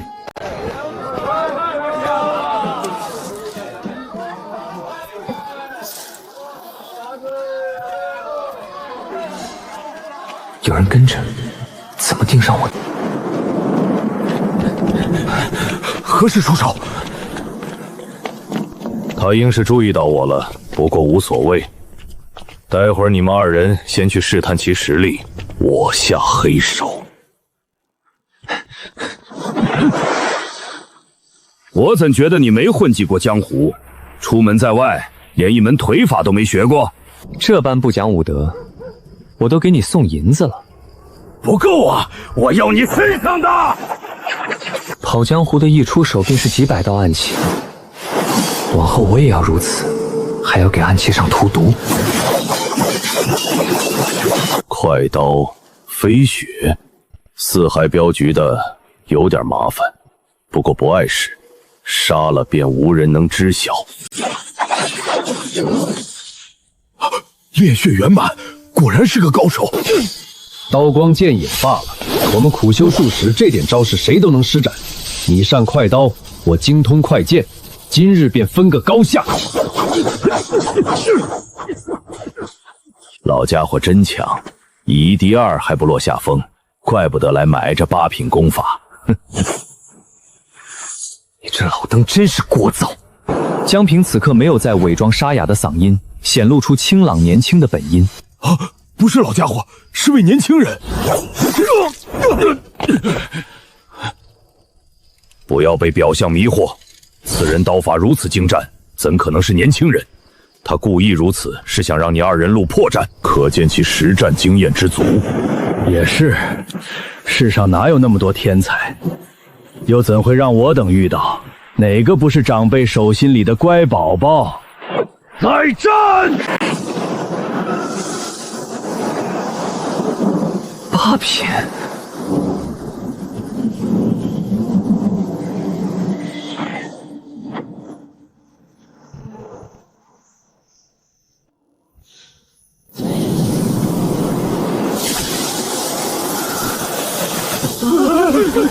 刀气！惨了，这是遇上了爷，要倒大霉了。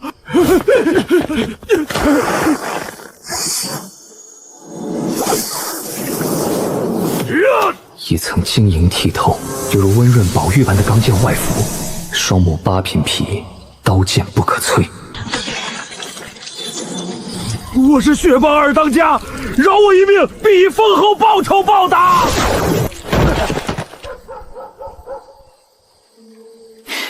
既然选择把我当劫杀目标，自当有被杀的觉悟。这个时候求饶太晚了吧？这刀气果然强横无比。梁镖头没有说谎，刀气出，8品亦可杀。前辈，您这是钓鱼执法呀！前辈饶命，我愿将毕生所得献于您。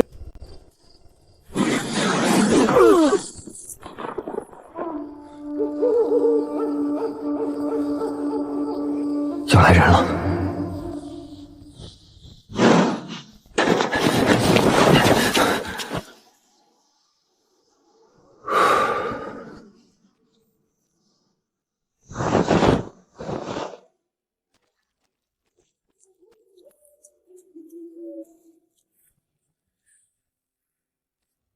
禀赵大人，3人身份已确认，2个为正通缉的贼寇，另一位好像是血帮的二当家。确实是那血帮的二当家，谁干的？这二当家可是8品武者，能杀他的要么是8品中的顶尖好手，要么便是7品强者了。大人，这伤口冷得刺骨。刀气、飞雪、四海教居朱越，那朱越的飞雪刀只怕已经圆满，纵横8品无敌手。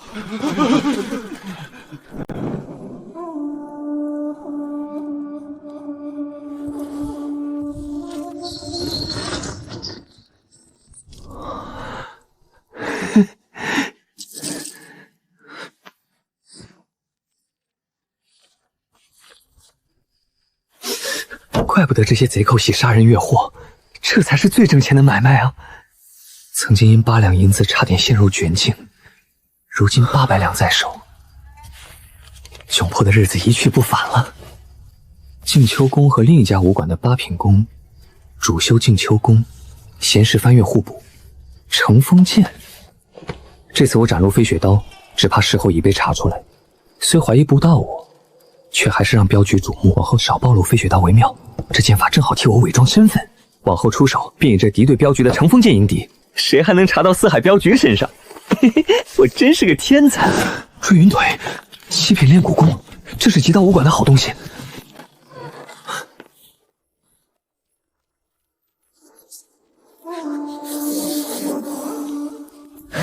这回放心了。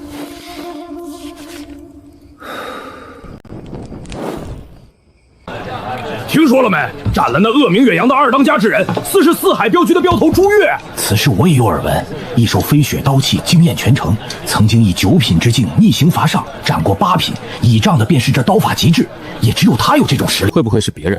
据我所知，杀3人者戴着狐狸面具，可朱越前辈不像躲躲藏藏的人，行事向来光明正大。怎么可能？根据尸检所说，死者伤口冰冷刺骨，留下的残痕可冻伤普通人。在阳城，也只有四海镖局的飞雪刀有这般效果。不是这位刀中取谁，总不能是镖局大当家吧？所以这出手者定然是四海镖局的刀中君子朱越。真不是我！朱兄，别谦虚了，在阳城，只有我镖局的飞雪刀气冷如寒霜，除了你，还能是谁？是啊，别否认了。现在外边都在传颂你的威名，都说你杀了恶贼，为民除害，非我所杀，那人也不是我。头，此事你该查清楚。会飞雪刀法的定是我镖局之人，但并非我。你可将其找出来，届时真相自然大白。你不错，实力又精进了。我实力精进了？我自己怎么不知道？朱越的实力又进步了。赵大人与我说，朱越的刀气已至极致，练武可练，实力在阳城能排进前20。天地可见，此人确实不是我。就算不是，你就当是吧。之前我走镖失败，已让镖局损了不少威望，此事倒是可以挽回些我镖局口碑。到底是我手底下哪个王八羔子搞出的飞雪刀气？这口黑锅生生砸老子头上，你倒自己躲得远远的。此事我也会差人查清楚。对了，乘风镖局接了一趟银镖，前日便已出发。你们准备一下，我等送他们一份大礼。没错，你应该也知道了，我镖局的朱镖头实力精进，在几日前怒杀8品武者，扬了我镖局威风，所以这几日镖量又上涨了不少。刚好我伤已恢复，接了这趟铁镖，正好带你跟柳文生历练一番。5日后出发，你且好生准备一下。朱前辈不愧为咱们刀法楷模，当真给镖局长脸啊！那是，待这位前辈成就7品，实力应该能进前10。届时我四海镖技便能压乘风兵毒一头，好期待啊！4天时间没吃肉，光凭借硬练都有这个程度，可是硬则5天难以破过8品关卡。不行，身上现在有的是银子，明天起就按一顿2斤灵犀肉的顶格10步来安排。我觉得要在5天之内强迫进阶，第一次走镖才算绝对稳妥。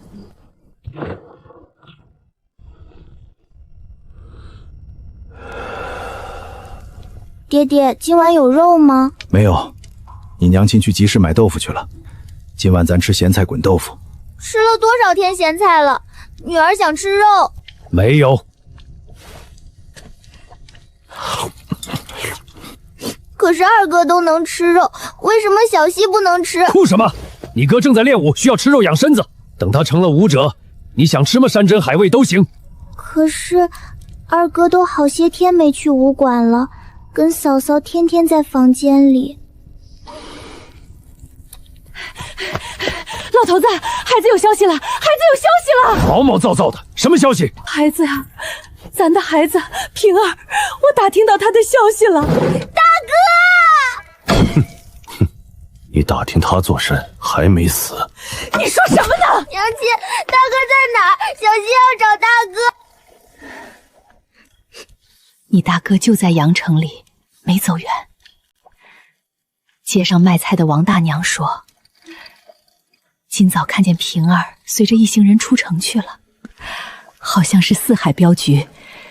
平儿去了镖局做事。四海镖局厉害着呢，他既然与镖局之人出城，只怕是被选为了趟子手。出一次远门，3、5天时间，应该能挣几10文上100文钱。这么多，平儿有出息了。什么出息？这是卖命的钱。若是路上遇到贼寇，最先出事的就是他们这些炮兵啊！平儿会有危险，我们把他喊回来吧。他既已入镖局，便不可能想走就能走的。反正啊，这一行我就没见能全身而退的，就算不性命，也绝对会缺胳膊少腿。哭什么？死就死了呗！他选择干这一行就没考虑过我们，我们又何必为这不孝人担心？由着他去吧。娘别担心，我在武馆也认识几位能说得上话的，待我打听一番，若是能让大哥退出镖局，我定让他回来。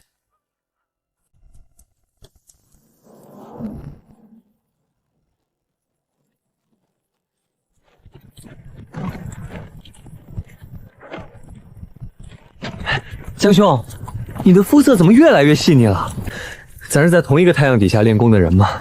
你也太老实了，练功可以躲树荫下，非要晒着才算练。江兄，这位陈家小娘子看着肤白貌美，前凸后翘，与你倒是有些般配的。瞎说，这是咱的客人，要好生护送，你怎能乱点鸳鸯谱？这方勇为何与我等一道？他有梁镖头关照，不该这么快出来走镖才是。历练嘛，方勇天赋异禀，已暗中破入9品武者之列。梁镖头这才放心让他随黄镖长出城历练。江平不甘人后，也在出发前向黄镖长展露了养生宫6层的惊人权力。快跟上，天要黑了，前方10里处有个驿站，今晚暂时在那里歇脚。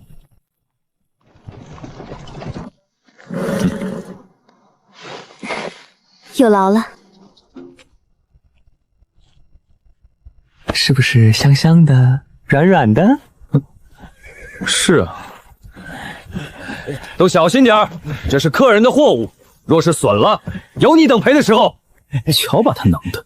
莫说这些了，去马场吧。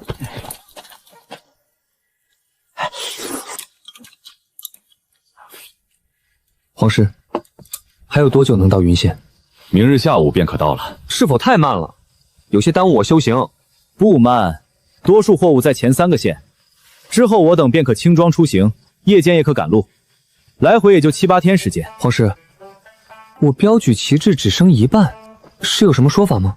好问题，这便是一般镖师出行主要的兴旗方式。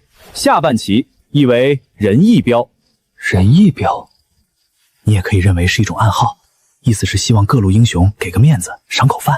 当然了，光靠仁义旗帜也是不行的，还需要这个。我懂了，得给过路费，大家相安无事。是这个道理，有些绿林好汉不好得罪，这过路费必须得给。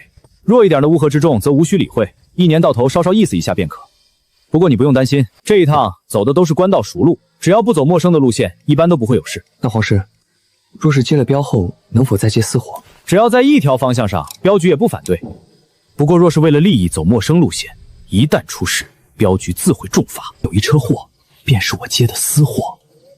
这种走镖方式更简单直接，插上旗帜，让档子手在前面喊口号，意思是不给任何英雄好汉面子，有本事就打一场。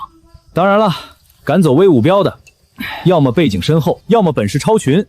如我镖局的几大镖头，他们若接铁镖，便是立威武旗，走的威武镖。说来，这些镖头走威武镖，一趟下来，挣的比我接这一车私活都要多好几成。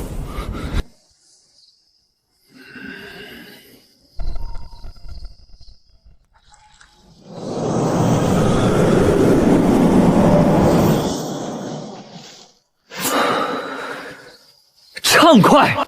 对我来说，修行技艺明明是门脑力活，却还是会这般流汗，怪事。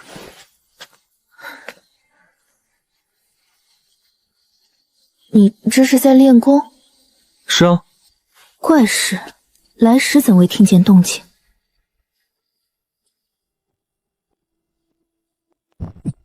你往后离陈家娘子远些。明日我来给陈家娘子牵马，你该干嘛干嘛。哼，好啊。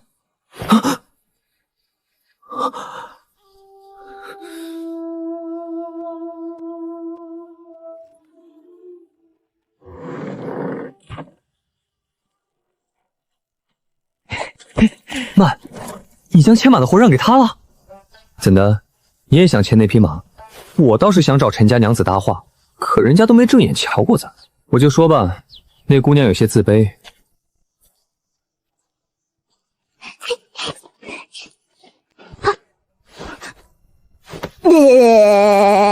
哼，我家小姐才不自卑呢。哼。娘子，你是不知道，那山匪见了我，吓得屁滚尿流。天地为炉，众生为炭，这烈日倒是个不错的磨刀石。黄镖师，请过来一下。超明显的超战作。收拢心，哥我人。那个方勇太吵了。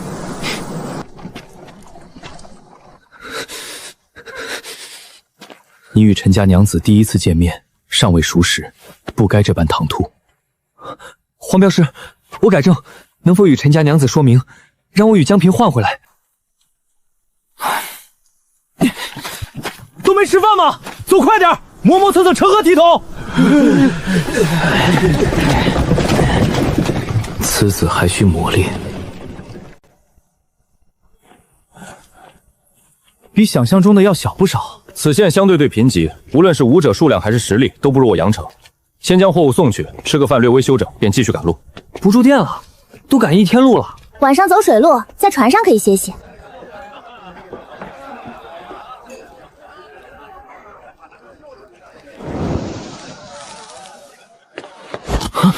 水路虽然安全不少，不过也有在水上讨生活的水猴子，实力不弱。而且他们善水性，很多镖局都拿他们没办法。关键的是，这群水贼的首领与乘风镖局的一位镖头是多年好友，一般情况下虽不至于我等产生冲突，可若有意外，需什么都不要管，保住性命。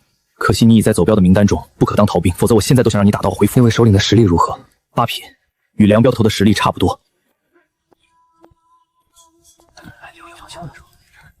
既为镖师，又怎惧危险？我方勇不惧贼寇。臭显摆！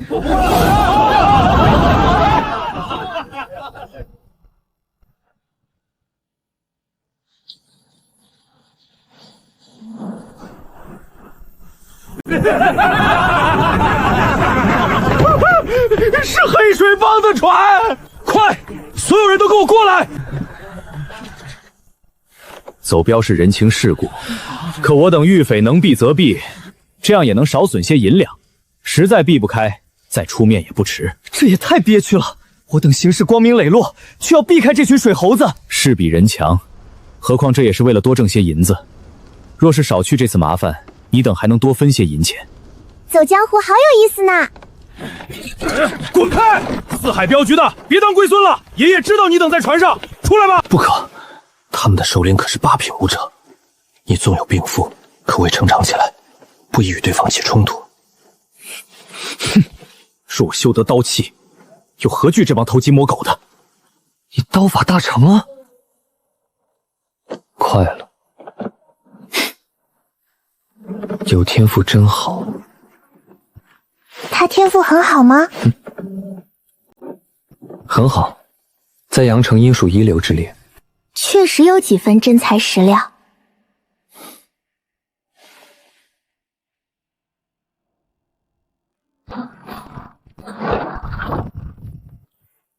黄标长呢，真能躲。都出来吧，大头领要见你等，少一个你知道后果。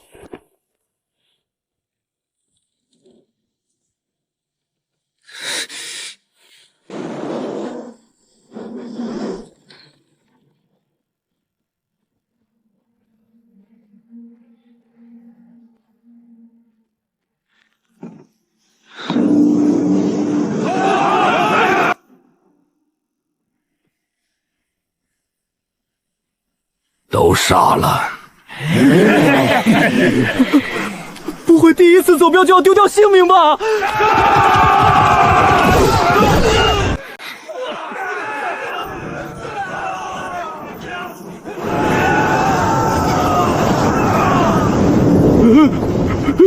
钱美柔，不好，首领死了，快逃！得救了，都没事吧？没想到你都是武者了，你应知这是情理之中的事，你不该与我比较。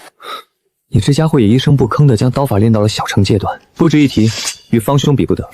确实比不了，此刻是否觉得有些自卑？那不至于，我辈武者该与自己比较，有没有成长，有没有进步。若是天天与这比与那比，那不得累死？毕竟天下英雄如过江鲫鱼，何其之多。请进。多谢前辈出手相救，这是礼仪。虽然出手的前辈不愿显圣人前，或许是举手之劳，不求我等感谢，可对我等而言，却是救了性命之事，这是大恩，虽无处可报，但得记着。很强的前辈，我刚好瞥见了，那8瓶水贼在一瞬间就爆开了，可以说是秒杀。确实很强，如果我没猜错，应是一道强横的剑气，其展现的实力，只怕不比我镖局的朱榜头弱多少。若我悟得刀气，能否做到这般？自是可以，不过此等境界不易练得，你起步太晚。纵为天才，也得1、2年之功。可以让武者逆行伐上的技艺，又怎会简单呢？你想做到恩人前辈这般洒脱强大，还需时间。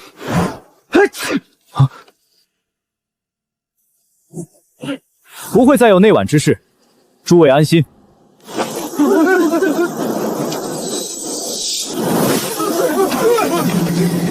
此等剑气，轻言。这是练得剑气的8品大道，实力不弱于那晚救我等的前辈。饶命！青爷，我来晚了，让你被一帮泥腿子吓到。宋大公子，我家小姐出门何时得向你汇报？而且你的话语过于暧昧，比方勇还自来熟，还唐突，这会让人误会的。你当保持距离，不该直呼我家小姐的芳名。方勇是谁？那个人武道天赋好像不比你差。哦，四海镖局时出了这么位人物，我都没听季兄提起过。起步太晚，空有天才之名罢了，如何能入宋大公子法面？您是注定名扬昌平府的真龙。黄镖师说笑了，世事艰难预料，方兄弟既有如此天赋，又怎能小觑？只怕不久便会名震阳城，与我与季兄同台竞技，倒是让我有几分期待。武举榜怕是又要添位新人了。您太抬举这小子了，他起步晚，出身微寒，如何有资格与您同台？更莫说那武举榜了。将来之事又如何说得定？既然宋某以来，诸位这护送青岩的任务，可视作提前完成，他定完好无损的抵达。这是我等职责所在，万不能半途而弃。若是被镖局知晓，我等会受罚的。既如此，便一起吧。不过你等便要多跑一趟了。这陈家娘子有何来历，就让宋公子这等实力的天才如此热情？其实陈姑娘的父母只是寻常富商，不过她的叔父是一位老举人，自然是武举人。你等现在也见识到了阳城真正天骄的实力了吧？感觉如何？唉，简直可以用变态来形容。那位可是在8品炼皮中，7品，随时可入6品之列的7品。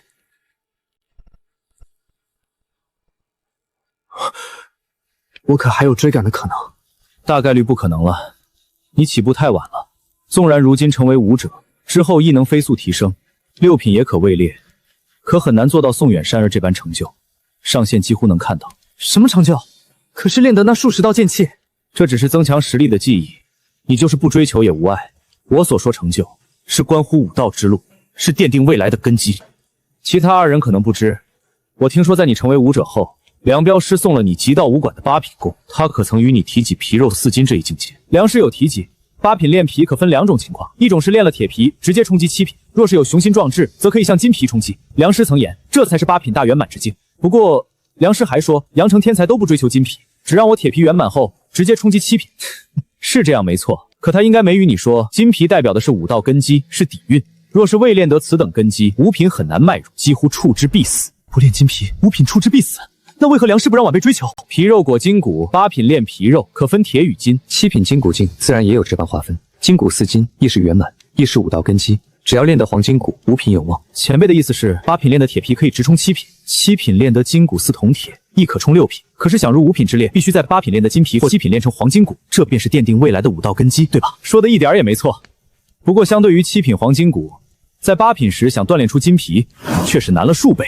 黄筋骨易练，筋皮难求，倒是怪事。会不会是黄筋骨并非7品真正圆满，还有可挖掘的领域，那才是大圆满？未曾听闻，或许有，也许没有。但不管有没有，都不是我等能遐想的事。你是天才没错，可比起宋远山，练武时间太晚了，20岁才起步，仅送10年黄金段。宋远山这样的天才，从16岁开始练武，倚仗家世带来的丰厚资源，半年入8品。不过为了追求金皮，曾蹉跎2年功，这才入了7品。铁骨圆满又花半年，接着便锻炼黄筋骨3年，听说都快成了，气血呈现淡金之象。拥有这般成就的他，归来也不过20有1，仅比方勇大1岁。给我6年时间，黄筋骨亦不是不可脱。你当然能练得黄筋骨，可是6品练5脏，1脏1年功，5品往上是另外的天地。可5品前练的是自身，你当那些武师阐述的最佳练武时间、黄金年龄段是假的，这是武道铁律。人体血肉巅峰只能维持到30岁左右，骨龄一过，气血衰败。你纵是练得黄筋骨，都不见得能练全5脏。岂不是说，因为起步太晚，纵有一身天赋，也难贯穿5品之境？唉，也不是没有机会，还能是什么？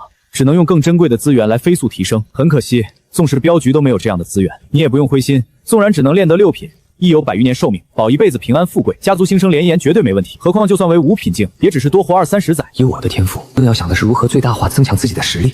皇师，为何宋远山能使出那般多的剑气？还是你小子活得通透，不为世事烦恼。此等境界以10道刀或剑之气为1成，可细分10成。岂不是说我等追求的飞雪刀气只有1成？就是只有1成理念的刀法，也足够你练许久了。若是悟得1成刀气后，1道刀气的力量能撕碎8品大成的肉身，真可怕。可是宋远山不是一出手便是数十剑气呢？这是不弱于你的天才，岂可用常理来束缚？宋远山16岁练武时，其父花了重金，请一位练得2成剑气的剑客教其练线，一练便是5年，这才有如今实力。剑气超过其老师，掌控3成有余，天赋与你比肩，有名师指导，再加上自己苦练5年功，才遇剑气3成多。你说这技艺难不难？没有好家世的你，若想达到他的剑法水平，时间得倍增。这事儿你不用烦恼，更不用特意追求。技艺虽强，武道境界才是根本，是最重要追求。7品后，非3成剑气不可伤。一旦练得黄金骨，不达7成宗师境地，无法撼动。这般看来，还是武道境界更重要。皇师，剑气理念刀法或者剑法哪里能买得？需要多少银子？极道武馆便有2门理念很深的剑法，一门可练得3成剑气，另一门则可至剑气宗师之境。这等剑法还是颇珍贵的，且只有3成理念的烈阳剑法对外兜售。咋好东西都出自极道武馆呢？确实祖传，而且威力不俗，比飞雪刀强不少，价格也颇贵，需要300两银子。你暂时就别瞎想了，专注练刀便是。黑地里可有卖？强大势力对于珍贵的技艺或功法管控极严，求购的人都在名单上。若是不在名单中的人练了并人前展露，定会被盯上乃至抹杀。晚辈明白，一定按原则行事，不让人前展露便是。作为保命底牌，多练几门剑法总没坏处。这门剑法我买定了。与阳城比邻的云县黑市好像就有卖的，似乎才几十两银子。何处寻得宗师剑法？这等剑法的理念很深远，各大县城少有，只有去昌平府城碰运气，那里有拍卖会。不过因为剑气难练，追求的人不多，所以兜售的少。你小子什么时候这般好高骛远了？还想练得宗师剑气？武举榜，这是在整个昌平府下辖范围内选取20位年纪不超过30的英杰榜，上榜者莫不是天赋异禀之辈。而下一次武举在3年后，以宋远山的才情，又有一定可能取得武举功名。黄标长，梁师曾说，只要天赋好，可能被大当家收徒。我自认为天赋不弱于任何人，不弱于宋远山。为何那位大人未曾与我见一次面？若是镖局将资源倾斜于我，我觉得五品也不是没有机会。你来晚了啊！早在之前，镖局已将资源倾斜在另一人身上，对方的天赋也很好。此人名叫季百川，年仅25岁，实力与宋远山差不多，曾登过2次武举榜，榜头一季更换1次。季百锤未向大当家正式拜师，可是已有师徒情分，感情深厚，所以纵然你的天赋也不差，大当家又岂会舍弃自己弟子，转而将资源倾斜向你呢？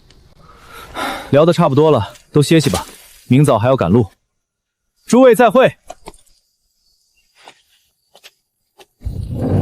话说，这宋天江能得陈青岩青睐吗？不一定。陈青岩父亲与我还算熟络，与我提及，陈青岩这次被其叔父喊过来，就是见一位豪杰，听说也是武举榜中的猛人啊，那不是有好戏看喽？有道理，不如咱住个几天再回去吧。这些戏是你们能看的吗？走吧，镖都送完了，咱回阳城。你等可知，来时遇到的那群水猴子，为何要向我等痛下杀手吗？为何？这是乘风镖局下的命令。理由呢？上次四海镖局总镖主走镖失败后，将部分原因归结在乘风镖局身上，然后在这次乘风镖局走银镖时，在几位镖头的运作下，他们损失惨重，死了位8品武者。乘风镖局的一位镖头死了？是啊，虽然我镖局几位镖头行事周全，找不出证据，但同行是冤家，对方肯定第一个怀疑咱们。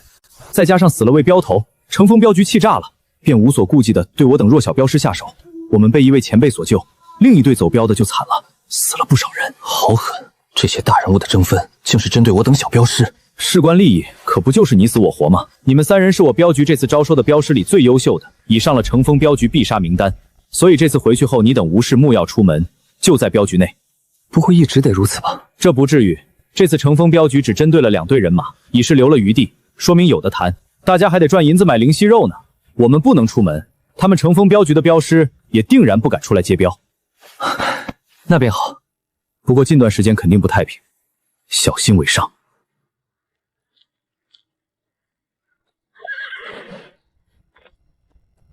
今晚就不急着回去了，越是晚上越不安全。明日白天再回阳城。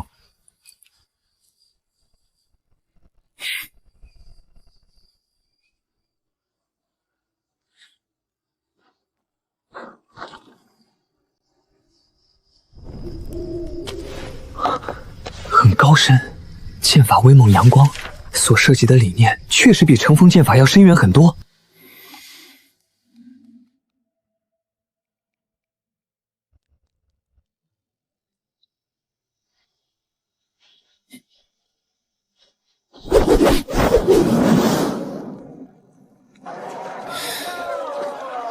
此行有惊无险，颇为圆满。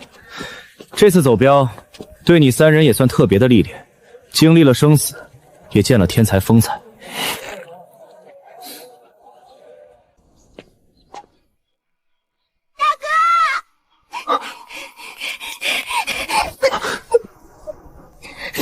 大哥，小英可想你了。你怎么找到这儿的？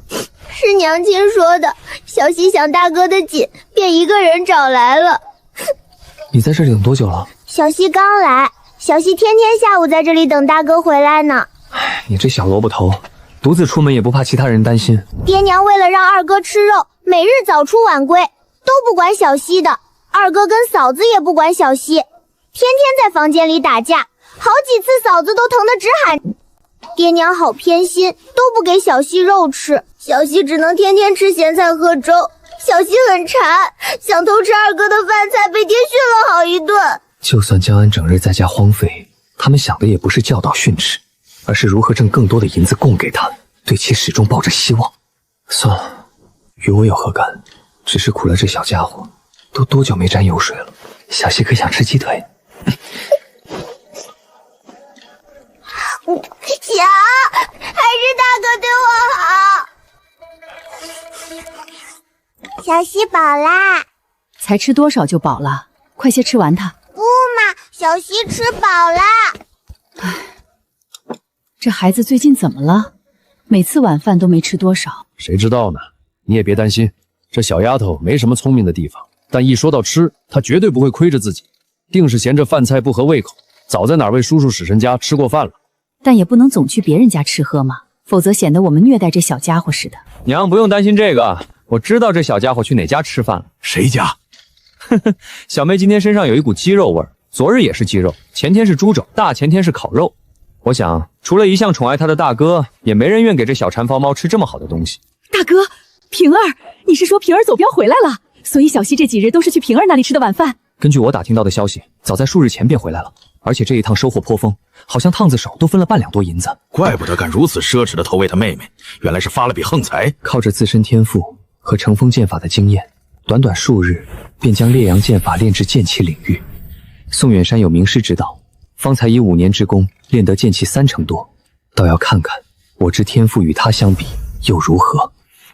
府城相距阳城竟是不远，只隔着4、5个县城，连夜赶路的话，一次来回只需2天时间。我如今实力还是有些弱了。昌平府城武者众多，若遇到阳城黑市那般的劫掠之事，我恐怕难以应对。况且如今四海与乘风2家镖局火药味十足，我已在对方暗杀名单中，若此时出远门，恐生变故。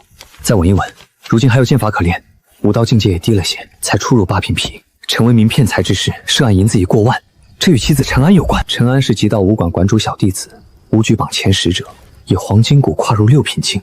此人若是光明磊落之辈，被骗的银子只怕也还回来了。从眼下来看，对方并非什么正人君子。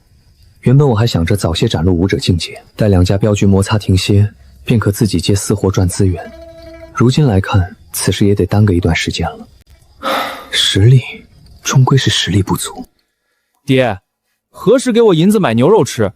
武道之路不进反退，我若是没有食补供给，莫说练不成武者，反倒会伤了身子。呸！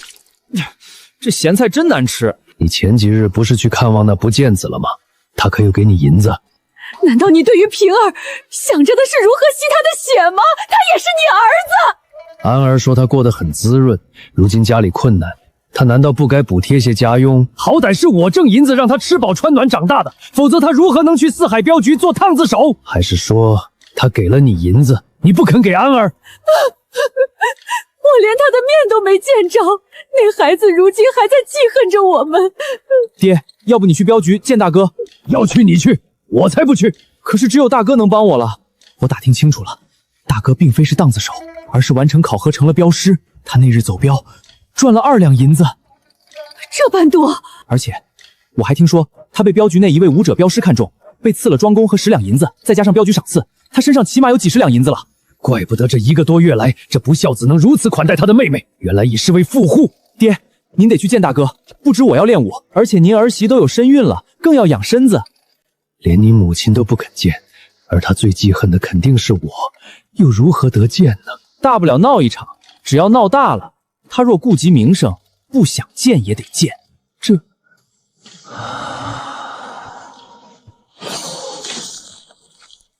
铁皮大成还是不够强了。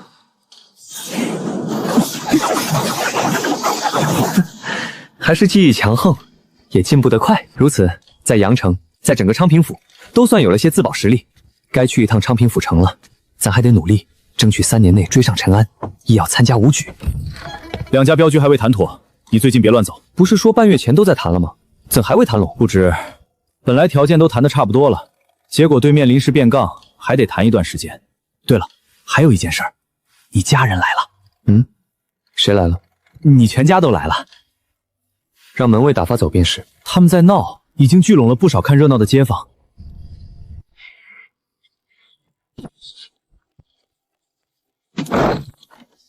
我去一趟演武场。我是他父亲，他是我生养长大的，怎能说不见就不见？此事就算闹到公堂之上，我也在理。谁是江安？我是，阁下可是我大哥的朋友。你是？我大哥有吩咐什么？有啊。嘱咐什么？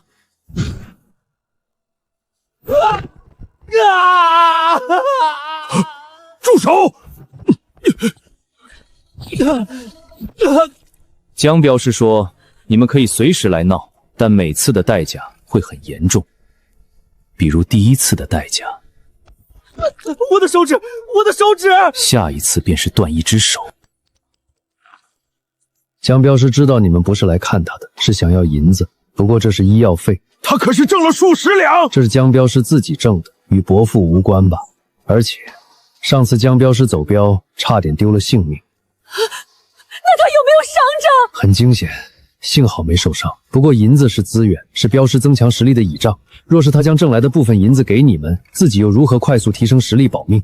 镖师走南闯北，没有伯父伯母想的那般容易。上次我镖局另一队走镖的镖员就死了好几个。孩子，能否与平儿说明，我们不要他的银子，让他退出镖局好不好？4次拿了他的银钱是做父母的不对，我愿意还给他，双倍3倍的还他，让他回家好不好？现在后悔有什么用？来的那天大家都签了10年协议，若是违约，后果会很严重。能否让我与平儿见上一面？时间其实是一副良药，江镖是人很好的，晚辈先前都与之有些小摩擦，如今倒成了关系不错的朋友。可是伯父伯母非但没有反省，反而为了银子大闹镖局。伯母认为他还愿意与您见面吗？孩子，请与平儿说明，往后我们不会再打扰他，让他安心练武。若有一天气消了，随时可以回家来看看他的房间，我会一直为他留着。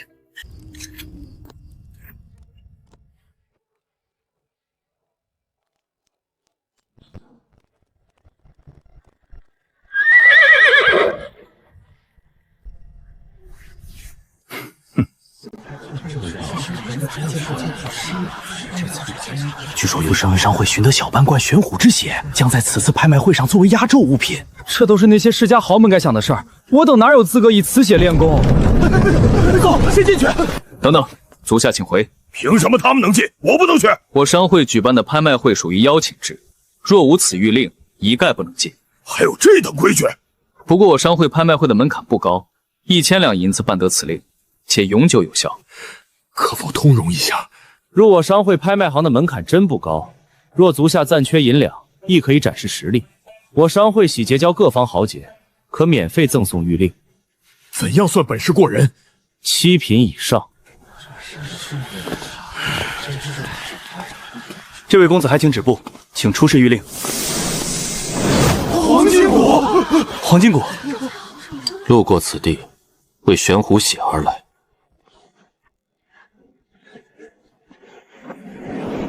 第一件拍品是一门7品功法，据说可让黄金骨更快的锤炼出来，起拍价极低。为何没人要？除了天才，谁敢拿黄金年段去刻黄金骨啊？效率再高也高不到哪里去，一练必然是数年功，得不偿失。武道之路，低端功法真的不值钱呢。200余两，成交。第3件，3000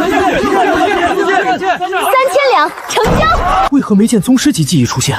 此等技艺多为各世家不传之秘，且因其太难炼成，本身价格又偏低，往往商会前3亿件物品不出宗师级技艺，后面的就不用看了。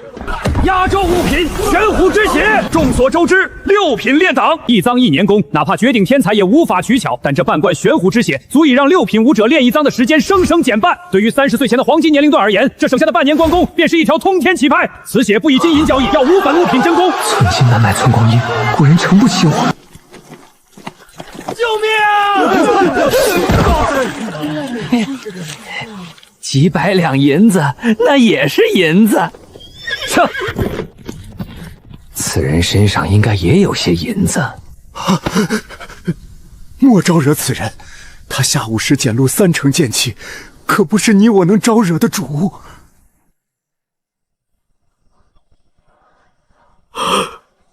6品武者。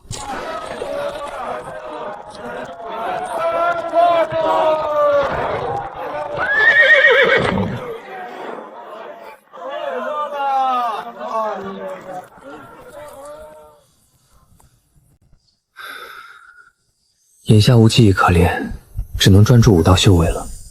其实，若我将身上8张外币钞票换成上等10部，未必不能在短时间内激烈提升，乃至半月内练得金皮。想短时间内横压黄金谷，乃至对拼6品，还得仰仗宗师级技艺。以武举功名前往武院，是接触更精彩武道世界的最佳方式。所以下一次武举我必须参加。吾举设计更高层次的武道之路，吾辈当争之。也因此，我必然要展现一流或超一流天分，势必走到台前，被陈安注意到。一旦练得宗师级技艺，咱就展现部分天赋实力，让四海镖局出现牛马双子星，下对头。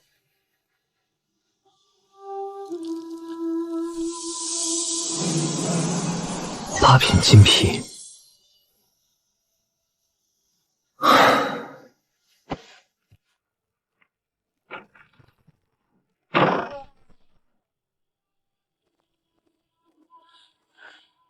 你看着不太高兴。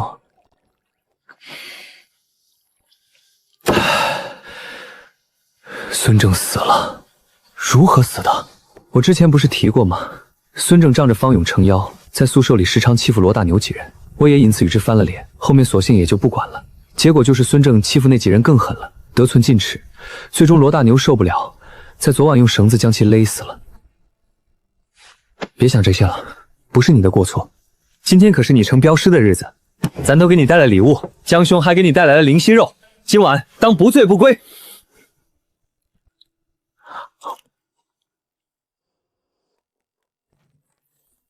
近日来可有进步？何时能入武者？差一点。我此来是告知你，两家镖局已谈妥，我等又可以走镖了，往后不用担心对方下黑手。哦，你可知谈妥的条件是什么？是什么？方勇。